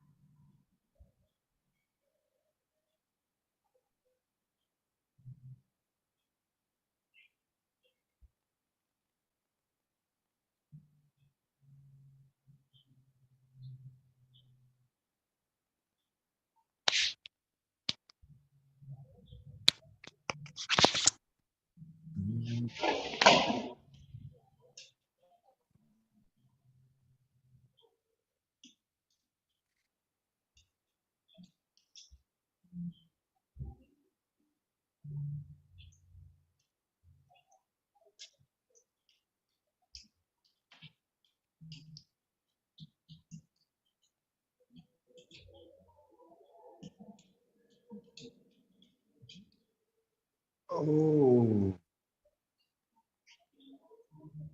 I I may have realized something. Hmm. This whole thing is like, all right, they're the hero of the webinar, of the story. Mm-hmm. We're the, characters they meet along the way who tell them stories and teach them things. And then we tell them their story using, so it's kind of like, in books or in any story, it's like, meet a character, they tell you a Mm-hmm. story, and you learn something valuable from that story and use that information to move your journey along. So it's the same principle with this, only because their journey hasn't happened yet, we're telling their portion of the journey in the future. It's like, this is what will happen once you claim your scholarship, once you use the knowledge that we teach you. So it's like the story itself that we're telling is written in the future instead of the present or the past. So, okay, walk me through that again. All right. How do I explain this? So it's kind of like stories within a story. So the main story of the webinar is their story. And the stories that we tell in the introduction and in every secret is us teaching them something. So it's like they meet a character and a character tells them a story and they learn something from that story and that character, and that allows them to move forward. But the main story of the webinar is the story of their life, their future life that they're going to have once they purchase the product. So it's like we're telling the portion, the main story itself in the future. So it's like, this is what your life is going to be like once you do this. This is what your life is going to be like once you use this vehicle. This is what your life is going to be like once you believe in yourself. This is what your life's going to be like when you realize there's nothing outside yourself that can stop you. This is literally the step-by-step of what your life is going to be like once you commit and you purchase this program. And then you conclude with, this is the result that you will get. And now it's up to you to decide if you want to live that life that we just described, or you want to do nothing and revert back to who you were at the beginning.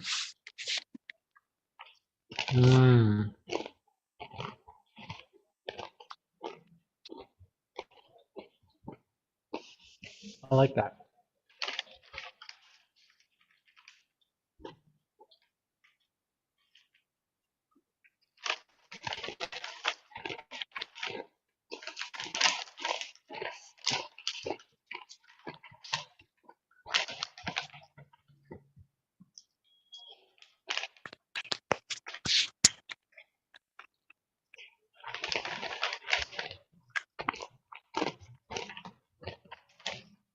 So it's kind of like, you know, in my book series, it's like there's technically the main story is Will Jr.'s story.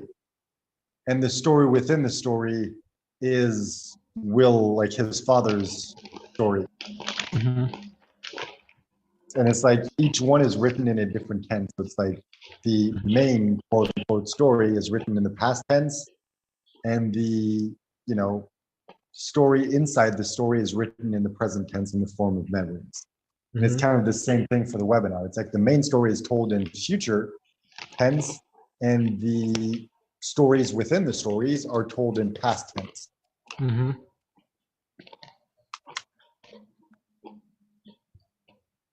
it's kind of like, instead of flashbacks, it's like flash forwards.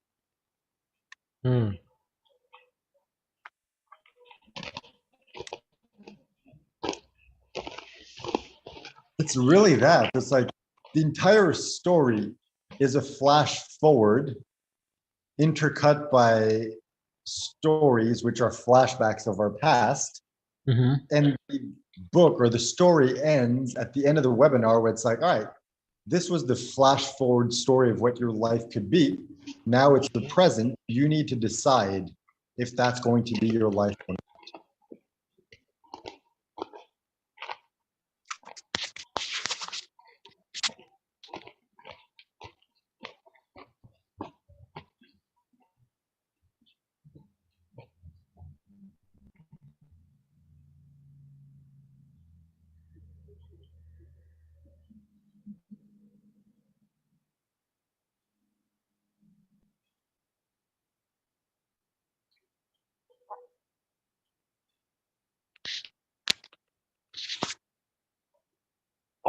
Oh, dude.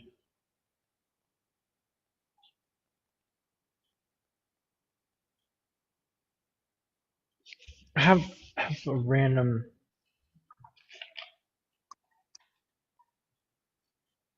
There's there's this.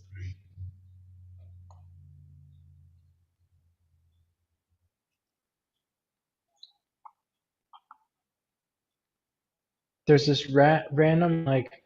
There's this meme of like um hyper stylized like desirable versions of things. So like there's everybody's familiar with the idea of porn. So we've like translated that to like earth porn or food porn. It's like different aspects of like this is the very best or like most exaggerated version of something that we like, but it's like here's like all condensed into something like in one little. Oh, so this is business porn? That's what I'm trying to figure out. It's like what's the right grouping of terms that like somebody would immediately get it. Community porn. Sales porn.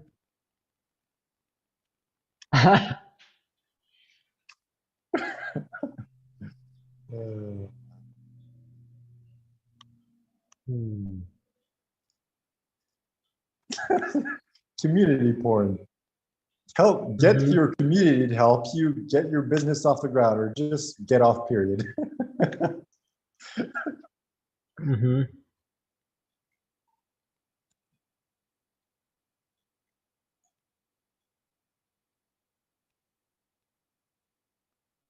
Imagine we Somebody become a actually business porn guy. trademarked food porn. Really? Oh, okay, that's completely unrelated, but what would be porn? Like, what is the Hmm. hyper stylized, hyper exaggerated version of porn? Because that's already what porn is.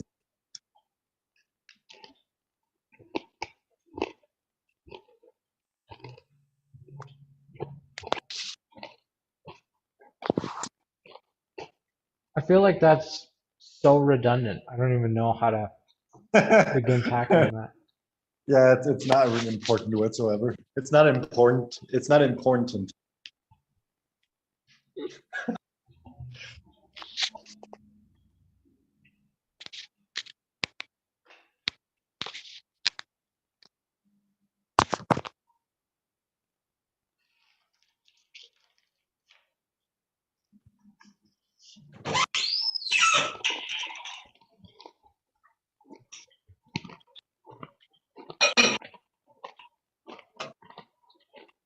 What is that noise?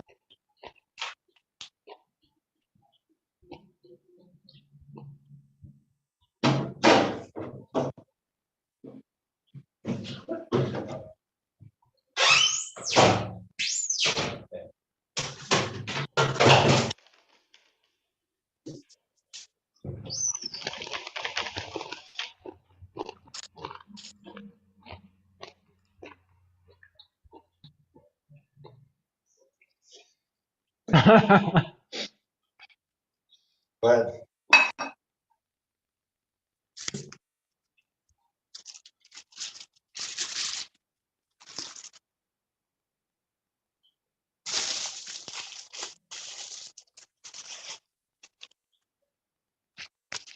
People have tried to answer this question. So there's food porn, word porn, earth porn. What would regular porn be called following this pattern? And all of the suggestions are lame. Like sex porn or you've porn mentioned or people porn. you've mentioned earth porn twice, and I have no idea what that is. It's just pictures of like really like beautiful places you want to visit like immediately. It's just Oh, you know, okay. it's like travelogue type stuff. Travel porn. Okay.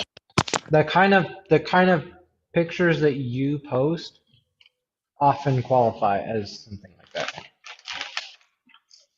It's like if it makes somebody like, oh, that's so beautiful, or like I really want to. Yeah, I think travel porn is somewhere where you immediately see that you could visit it. Earth Yeah. porn is often like focused on like the nature aspect of it. Sunsets, oceans, mountains, like animals, that kind of stuff. Yeah. Okay. Makes sense. And I just usually have they're like, yeah, usually like the pictures are like, it's like Instagram food stuff. It's like often very like stylized in the coloring and the like just to kind of make it extra vibrant, like HDR type things or like really selective color um, exaggerations, that sort of stuff. okay, that makes sense.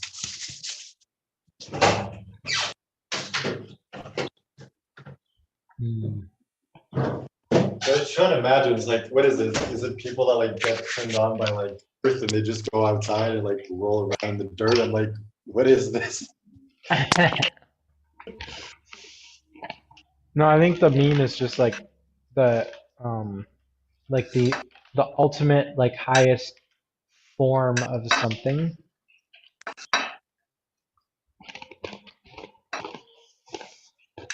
Like I think there used to be a subreddit called word porn, and it's usually like, some paragraph or um something where, it really strongly elicits an emotion, like some text that does something like Oh yeah, word porn is totally a thing. hmm yeah, like this is at the top of the subreddit right now. I don't know how popular this subreddit really is, but like if you were a fish in the ocean, would you thrust yourself on a hook just to get a better look at the stars?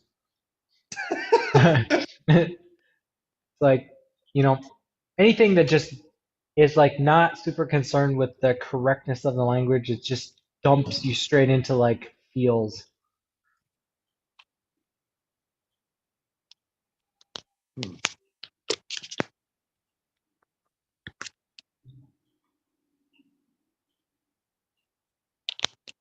All right, I guess I'll turn my camera back on. Send it back to beat. Makes sense.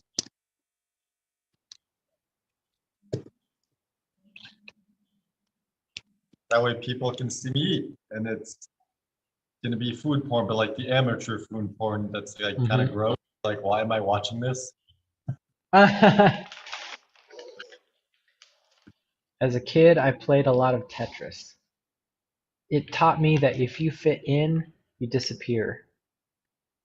Oh, Mm. I like it. Was it you that was no, Randy was telling me one of the ideas that he's been sharing. I think it's from Brene Brown, but it's like the difference, like authenticity is the difference between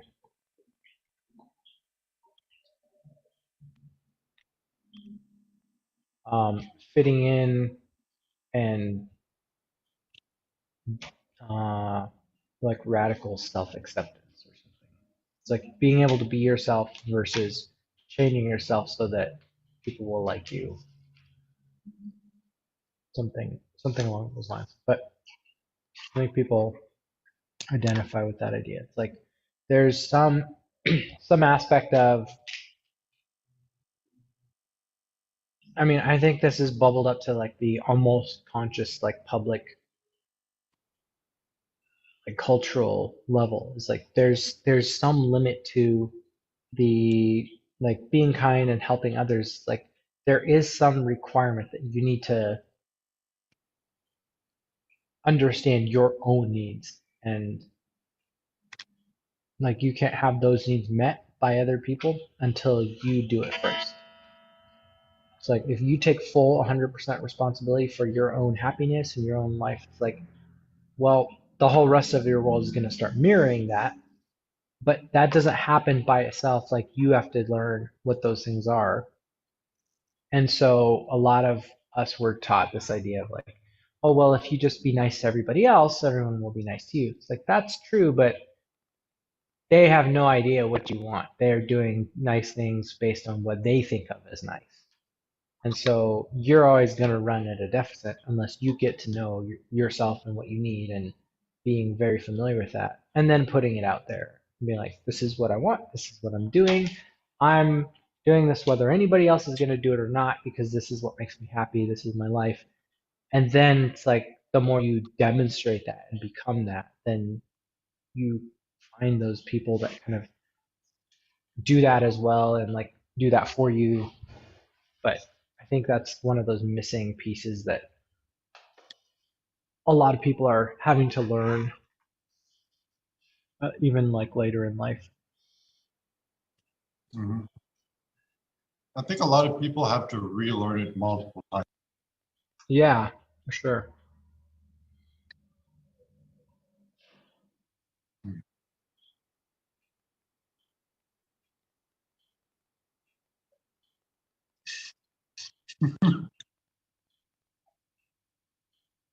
I'm just trying to think like, did we actually come up with anything worthwhile today?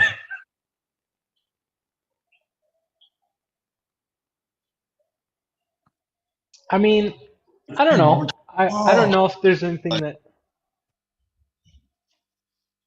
I don't know if there's anything that was like, oh, this changes everything in terms of stuff that we need to take action on, but I feel like I understand better like what we're doing. And so like as we're doing the webinar, as we're constructing that sort of stuff, um,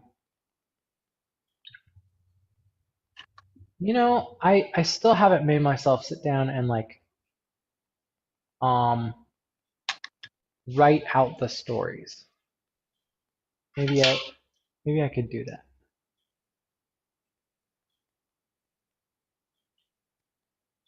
All right, so There would be more productive things you could do.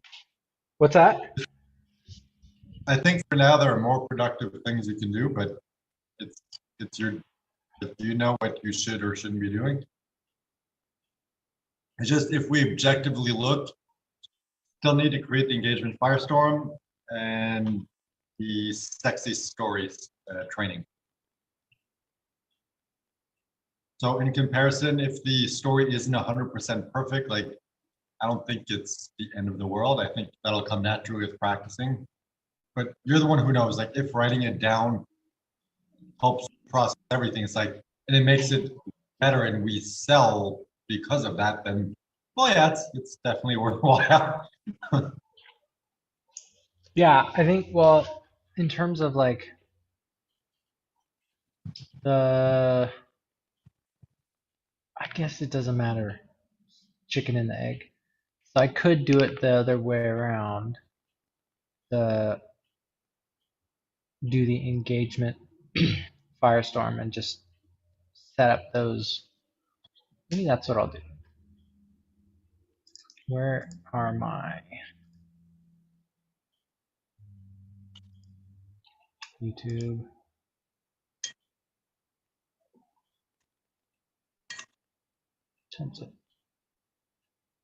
Oh, I have a meeting with Randy in like 2 hours, I think. Let me see.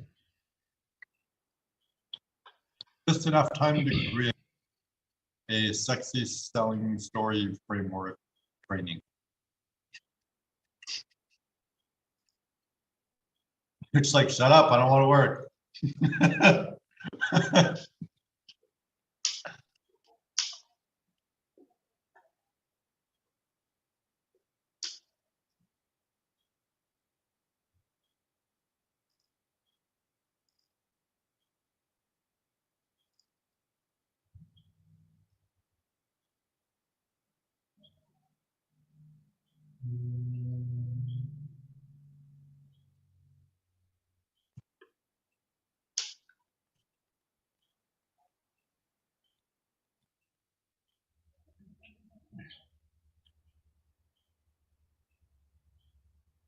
Engagement firestorm. There it is.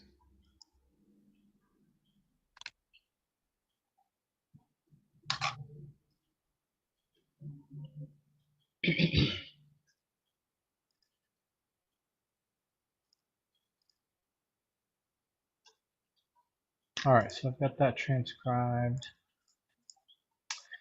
Let's see, the sexy story framework.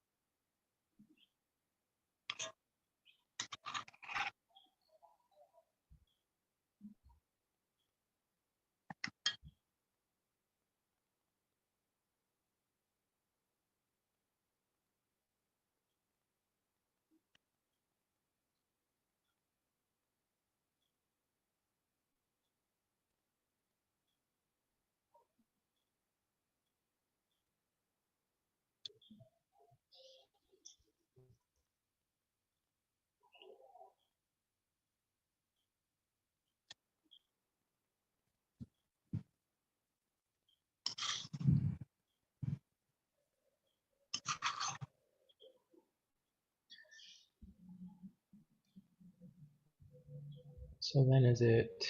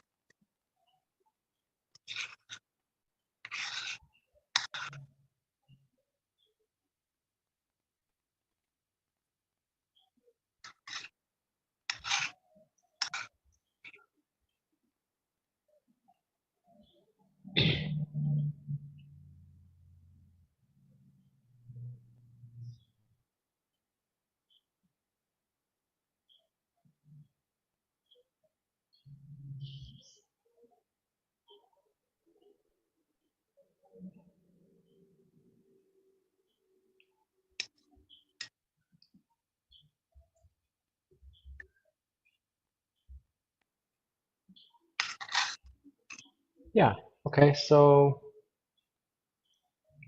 let's do this. Okay.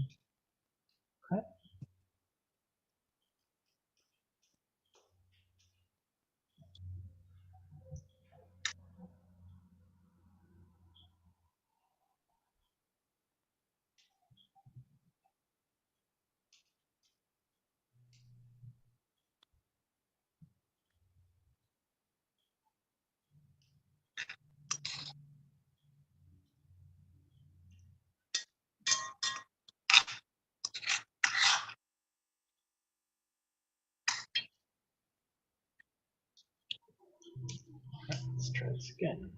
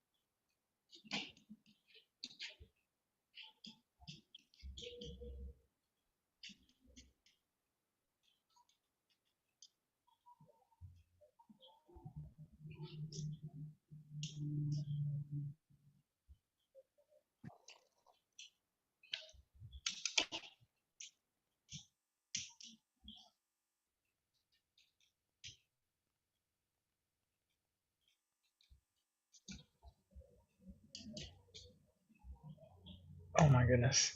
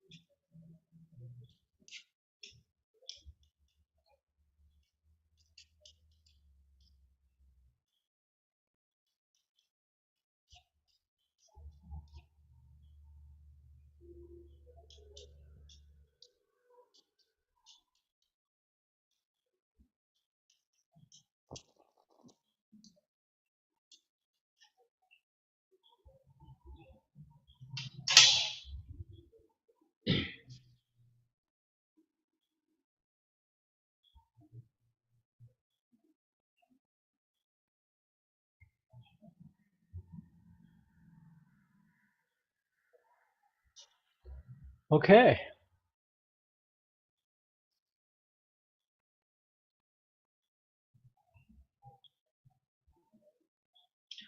So I have a story that tells this.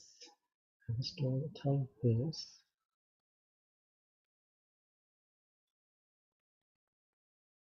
Story that tells that.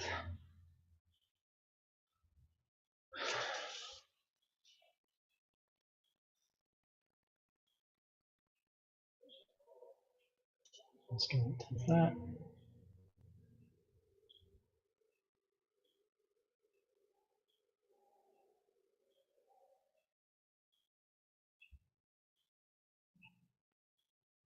Story that tells that. Story that tells that.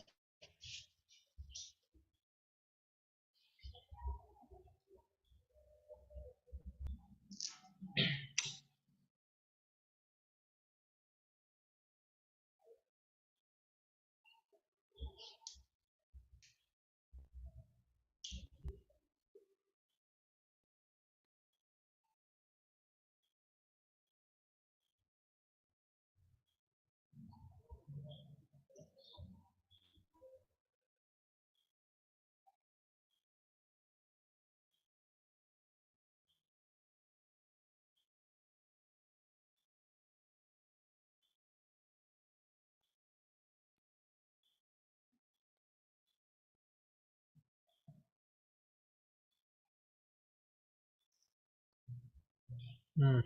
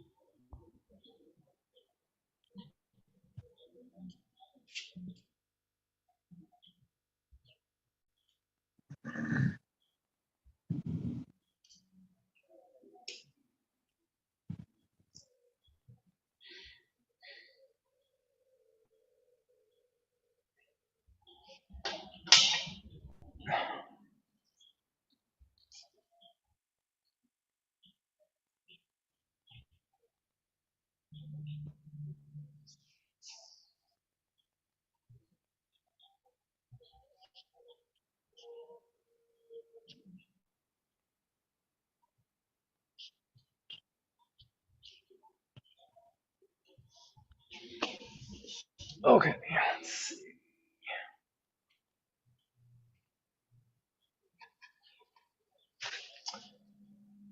At some point, we'll make a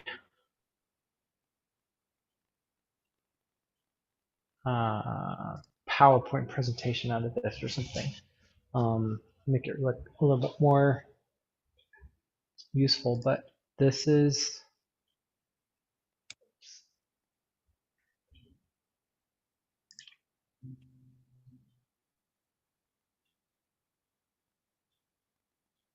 cool on this computer.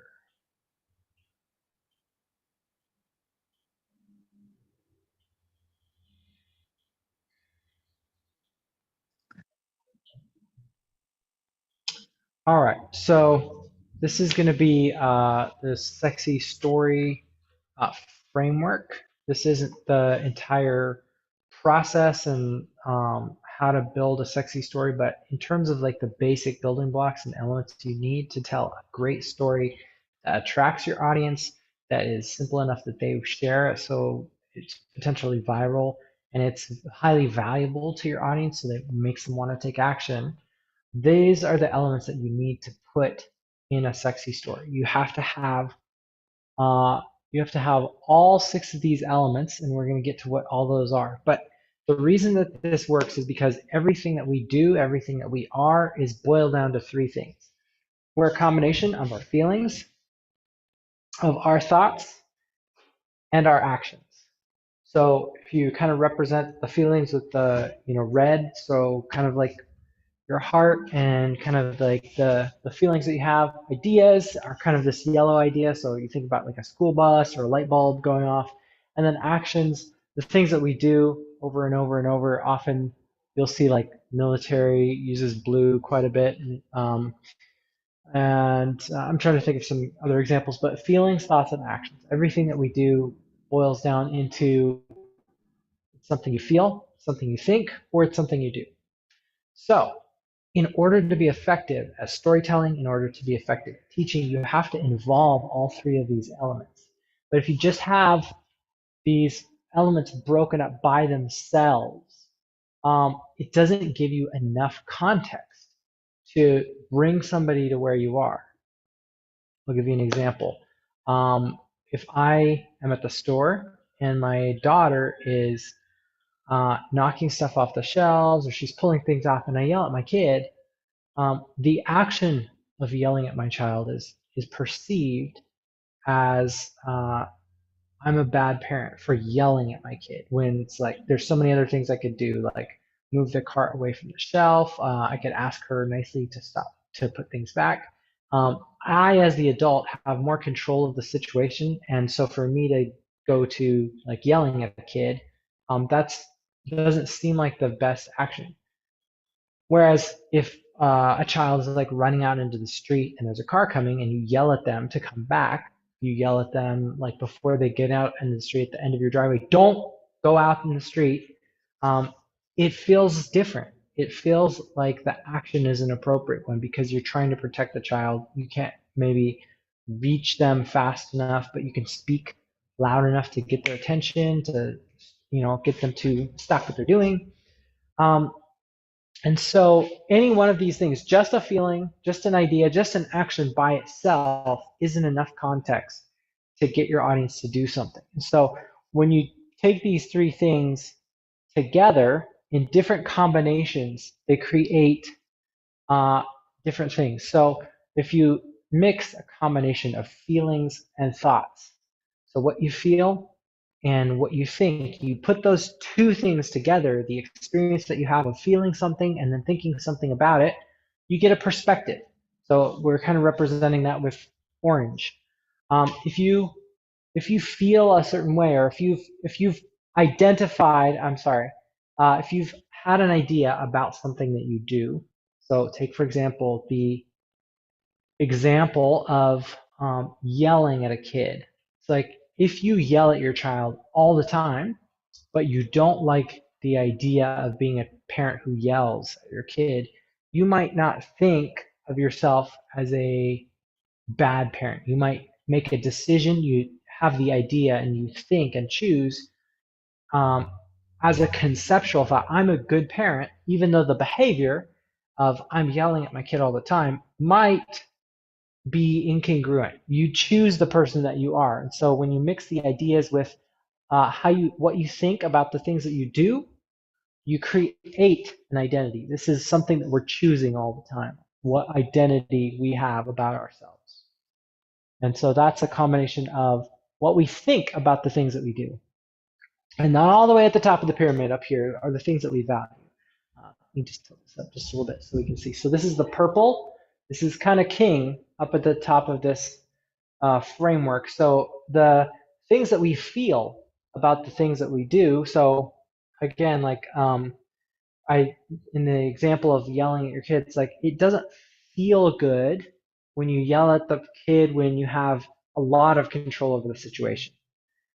If there's other options, yelling falls lower on the priority list. So it feels bad to yell at a kid when you could have done a whole bunch of other gentle things to help correct the behavior. So the behavior of yelling in the context of feeling bad about it is the value. It's like it's not good to yell at a kid when you're the adult and you have control. Now the value might change to something about the action. The action is still yelling, but it's like it's okay to yell at a child when you're protecting them from danger, and that's the easiest option to stop them from doing something potentially harmful.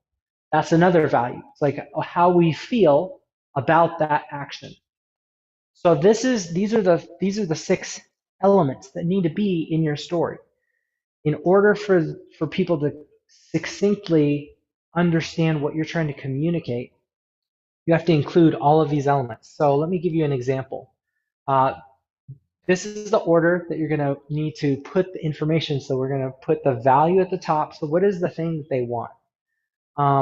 What is the outcome that your audience is looking for, and how do they say that? This is the value, the how we feel about the things that we do.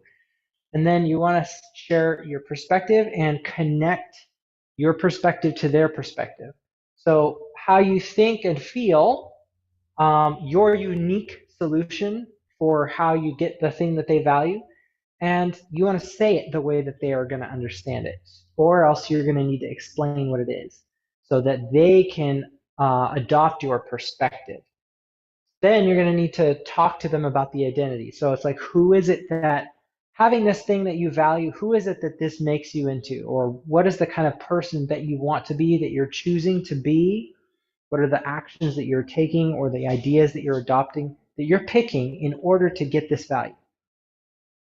And then how is it going to feel? Like, what are the things that we love about having that thing that we value? Or what is the things that we don't want to have, which is why we want the value? So then we're going to talk about the idea last, like how you get this, the explanation of why things work. This is a lot less important than most people think. The idea is going to go much lower in this list. And then the call to action is like, what is it that they're going to do? What is the actual work that it takes to achieve this thing that we're valuing? So I'll just give you an example. This is how to organize this information in a way that somebody will understand. So the value that I'm using in this example is our program, 5-minute Facebook groups. So if you want to run your business with zero overwhelm, this is the idea. This is the value that people want. It's like, I'm an entrepreneur, I'm creative, I want to help people, but I want to do it where I'm not overwhelmed with the amount of work that it takes. I want to do it where the decision fatigue isn't there. I don't want to feel tired. I want to have energy. So this is what people want. This is the value. It's how they feel about what we're doing. So if you want to run your business with zero overwhelm, that's how it feels, you need a 5-minute Facebook group. This is my unique perspective. With our business, the way that we solve having no overwhelm when you're running a business is by creating a 5-minute Facebook group. This is the unique thing that nobody else is talking about, nobody else is doing. This is the idea and the feeling that we think is the solution. So 5 minutes, it's like, okay, that doesn't feel as overwhelming if it takes 5 minutes. Having a group of people, a community that people can do things with each other. This is our solution. So it's the unique perspective that we have in the marketplace. And then you need a 5-minute Facebook group so you can be the thought leader of your own highly engaged community. So we're telling you what this perspective means and who you can be. So you can be a thought leader in your own highly engaged community. When you have influence with people, you can get more clients. When people look up to you and are listening to what you're sharing, you have the ability to sway these people. They're able to engage with you. They're engaged with the community. So you can create a community, but now we've opened a question in people's minds, like how much work is that going to take? So you can be the thought leader of your own highly engaged community without needing a huge audience or spending hours on social media. So these are things that people think in their business they might need to have. We're saying we don't have to have a huge audience. You don't have to be a social media guru in order to run your business. And so by taking these things away, we're removing the overwhelm. We're slowly bringing the frustration, the stress down. So without needing a huge audience or spending hours on social media. And so it's like, how do we do that? By creating a community culture that markets and grows itself. So you can become your own thought leader of your own community without having a huge audience or spending hours on social media, by creating a community culture. This is the idea. This is the big key behind the 5-minute Facebook groups. This is how this works. So lots of people suggest having groups. Lots of people say you should be on Facebook because it's a great place to find people. We're saying if you create a community culture that markets and grows itself, this is the key to using a group and a community to having a business that doesn't have any overwhelm. And you can do this while only spending 5 minutes a day running your group. So it's like, how much work is it going to take to create a community? Just 5 minutes a day. This is the thing that you have to do. So if all we do is tell people, hey, our program is something where you only spend 5 minutes a day running a group, that doesn't give me enough information. My immediate thought is, well, if I'm only spending 5 minutes a day running a group, how in the world am I going to grow my business? How am I marketing myself? How is that going to remove my overwhelm? Yeah, I'm doing less, but if I'm not seeing any results, I'm still going to be overwhelmed. So we have to include all of this information. So the reason that just doing simple tasks in 5 minutes a day to run a community can work is because those tasks are going to create a community culture, and that culture is going to market and grow itself. That way, you don't need a huge audience. You don't need to be spending hours on social media because your audience is growing itself. And when you're the thought leader of that community, then you can run your business without overwhelm. When you have influence over a big group of people and they're listening to you, they pay attention to what you're doing and what you say, they'll listen to you. And so some of those people who need help will probably want to work with your business. So the way that we do that is with the 5-minute Facebook group. But when we just say 5-minute Facebook group by itself, that doesn't mean anything to people. We need all of this information to begin to start to understand the idea.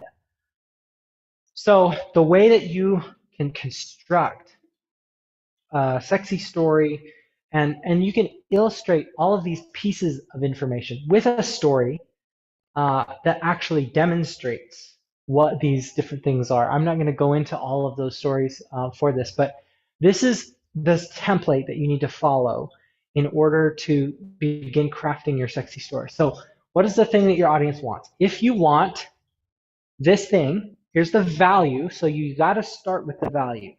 What is it that people feel and want to, what is it that people want to do or embody, and how do they feel about that thing? If you can put the value up here, so it may be if you want to lose a lot of weight without giving up the food that you really want. If you want to resolve your childhood trauma without having to spend hours in therapy.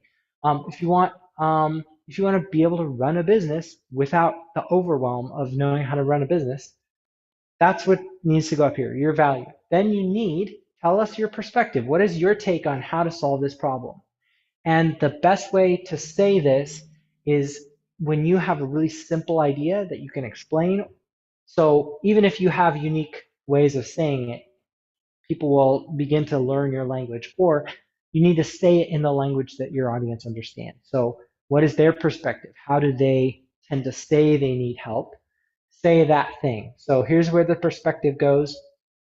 So you can be this kind of person. This is the person that we want you to become. So many coaches want to have influence. They want to have impact on the world. They want to be leaders. They want to shape the way that the world grows and becomes the future version of the world. So this is who we're trying to communicate that you can become. So you can be somebody who loses weight and looks great and feels good. So you can be somebody who isn't constantly overthinking and second guessing yourself and has lots of confidence, whatever that identity is. And then the easiest way to talk about the feelings is talking about what is it that most people, what is the pain that they're trying to go away from? And so like, what are the things that we're going to do this without? So here's some of the stuff that comes up regularly that your audience talks about. You don't have to give up the food that you love if you want to lose weight. If you want to run a business, it doesn't take hours and hours and hours to do. Maybe you're still working a full-time job. Maybe you're a busy mom. What are the things that we're going to do this without so that it feels good? It feels like we're not asking for a huge sacrifice, or feels like this is so much better than what I have, or the way that I think it's doing it. And then how does it work? What is the idea? So we're accomplishing this by this unique mechanism, or by doing this specific thing or idea. And then what's the action that implements that idea? How do we actually go about doing that? So while only you're just asking for this amount of commitment, it's really only going to take you 21 days to build habits to lose weight while still eating the food that you love. It's only going to take you 5 minutes a day for 5 weeks to start a 5-minute Facebook group and begin to create that highly engaged culture. It's only going to be, let's see, what was the other example I gave?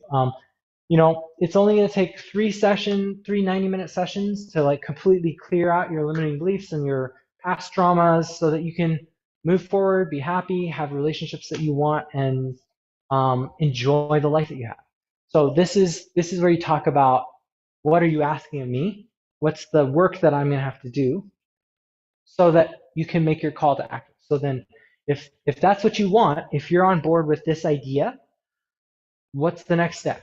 How do I find out more about it? How do I sign up? How do I connect with you and ask my questions? So for us, it would be like, hey, if you want to learn about how you can do this, one of the best ways to do it is join one of our groups. If you want to build a community, and you actually have a business that's working, that's running, and you want to add a community, we actually help you do that for free. You can launch your group in 30 minutes or less, and we've got a community that shows you exactly the step-by-step process.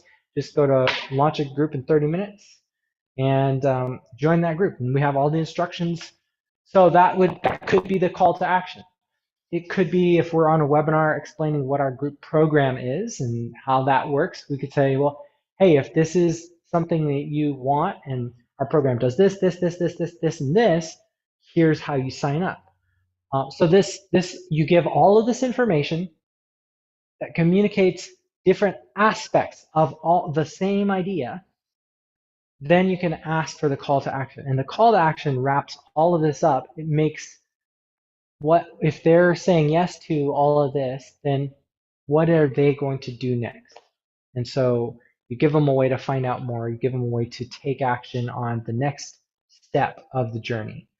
So if you can create stories that include all 6 of these data points, all 6 of these information, you'll have a complete idea that people will be able to understand. They'll be able to see why they should value it. They'll understand what they need to do, what's being asked of them. They can say yes or no to it. It's like, do I want to be that person or not? They have all the information that they need to say, I'm in, or that's great, but it's not for me. And that's what you want to do. You want to be able to give people enough information so that all they're doing is saying yes or no to your offer. Once you create a sexy story using this framework, then you want to share that story and start seeing what the responses are. So we'd love for you to sit down, start constructing your initial just informational offer based off of this, so that you can talk about this when you invite people to your groups. You can say, hey, this is what I started this Facebook group for. If you wanna have this value in your life, you really need to do, or you really need to have this thing. And that's what this community is all about. So that way you can be this kind of person, which everybody in this group should be somebody who wants to be this kind of person. That's who this community is for. And we're going to be able to help each other remove these things that we don't want, or we're going to help each other connect and get these things that we really want, that to feel good. And the way that we're going to do that is by, what is it that you're asking your community to do? So you're going to do these things. You're going to be kind to each other, welcome each other, engage on each other's posts. And then if you want to know how to accelerate your journey, if you want to know how to go further, if you want to find out more, then this is what a good member in this community is going to do. This is what your next steps are. So we're only going to have you do this, here in this community. Or if you want to have this value, this is what you should be working on. So that's the reason that we need this sexy story. We need to have this be the foundation of your community. We need to have this be the foundation of your offer. You need to start thinking this way and creating all of your stories and content with at least this amount of information. This is something that I already do automatically. I think this way. It's taken me a while to kind of condense this and boil this into simple steps that you can understand. But just to kind of really quickly reconnect all of this together, you're talking about the value, your perspective, and the identity. That's what people need to know and understand right away. And then you're talking about the feeling and the idea and the action that gives you these things. And so if you can follow this pyramid, make sure you always talk about the value first, then share your perspective on how to be that kind of person, and then the feeling. It's like, what does it feel to have that, or what does it feel like to no longer have the thing from the person you used to be? This is how to do it. This is what we're connecting over and doing together as a group. So here's what I want you to do. That's the way you begin to build culture, buy-in, get people to take action. So hopefully this is helpful. If you start creating stories around this framework, you'll start to see that people are more attracted by the stories and the content that you create. They start to understand the value a little bit more because you're giving them more information. You're giving them enough pieces that they can connect all of it together, see the bigger picture, and it gives them a really clear call to action so they know what to do about it. So if it's something that you're inviting them to that they resonate with, they know what to do next. So in the interest of what to do next, we'd love to see you start filling out this template of list off what does your audience want, what is your perspective on what they need, so they can become this kind of person without this feeling, and here's the idea by which you can achieve this result while only doing this action, and then you create your call to action. So I'd love to see those examples. Go ahead and fill those out, drop them in the group, and start helping each other get some feedback. So once you've posted your thing, tag somebody in the group and say, hey, here's my first draft at this. Would love to know your thoughts. All right, we'll see you guys with the next assignment.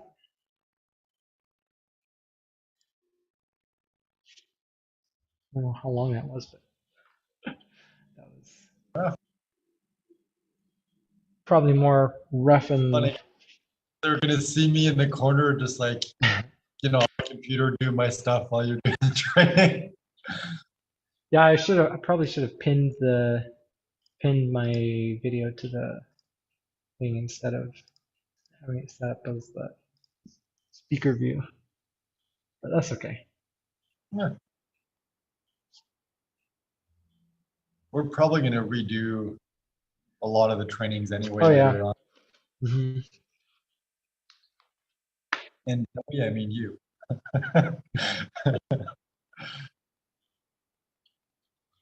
All Well, it right. was fun, though, because I was able to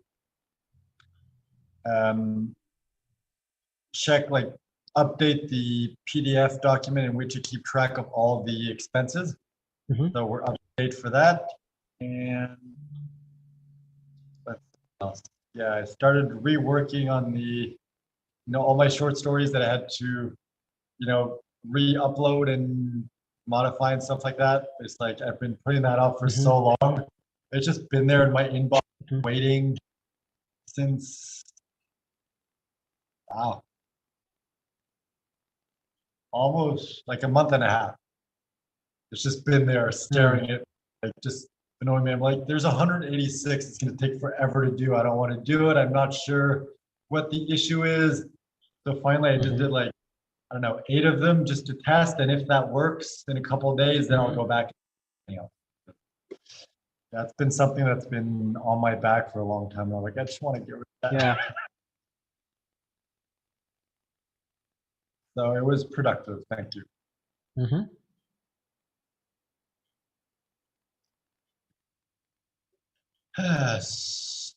So I guess, yeah, let me know once you've uploaded that to Vimeo, and I'll be able to add that. No, wait, is it in the member? Yeah, we also want that in the members area. So also in the members. Okay. Yeah, And well, if you I'll hop. upload it to Facebook within the group, because that's where we want it. Sure. Okay, so I'll hop off and I'll upload that right now. All right. Speaking of Vimeo, the 30-day trial is over, so we just got charged for a year. Like $96 for a year, so it's cheaper for a full year than ClickFunnels is for a month. Wow. All right. Well, I'll end the call so that video can process, and then I'll upload it. All righty. We'll see ya. Just so you know, tomorrow I'm going to be moving, so in the morning I won't be able to hop on. I'll be there in the afternoon for the webinar, and we can do that. It's just in the morning, I don't know when I'll be busy. So I can message you if you want to chat and stuff, but I hop on the call as we normally would. Cool. All righty. Sounds good. All right. This wasn't too annoying.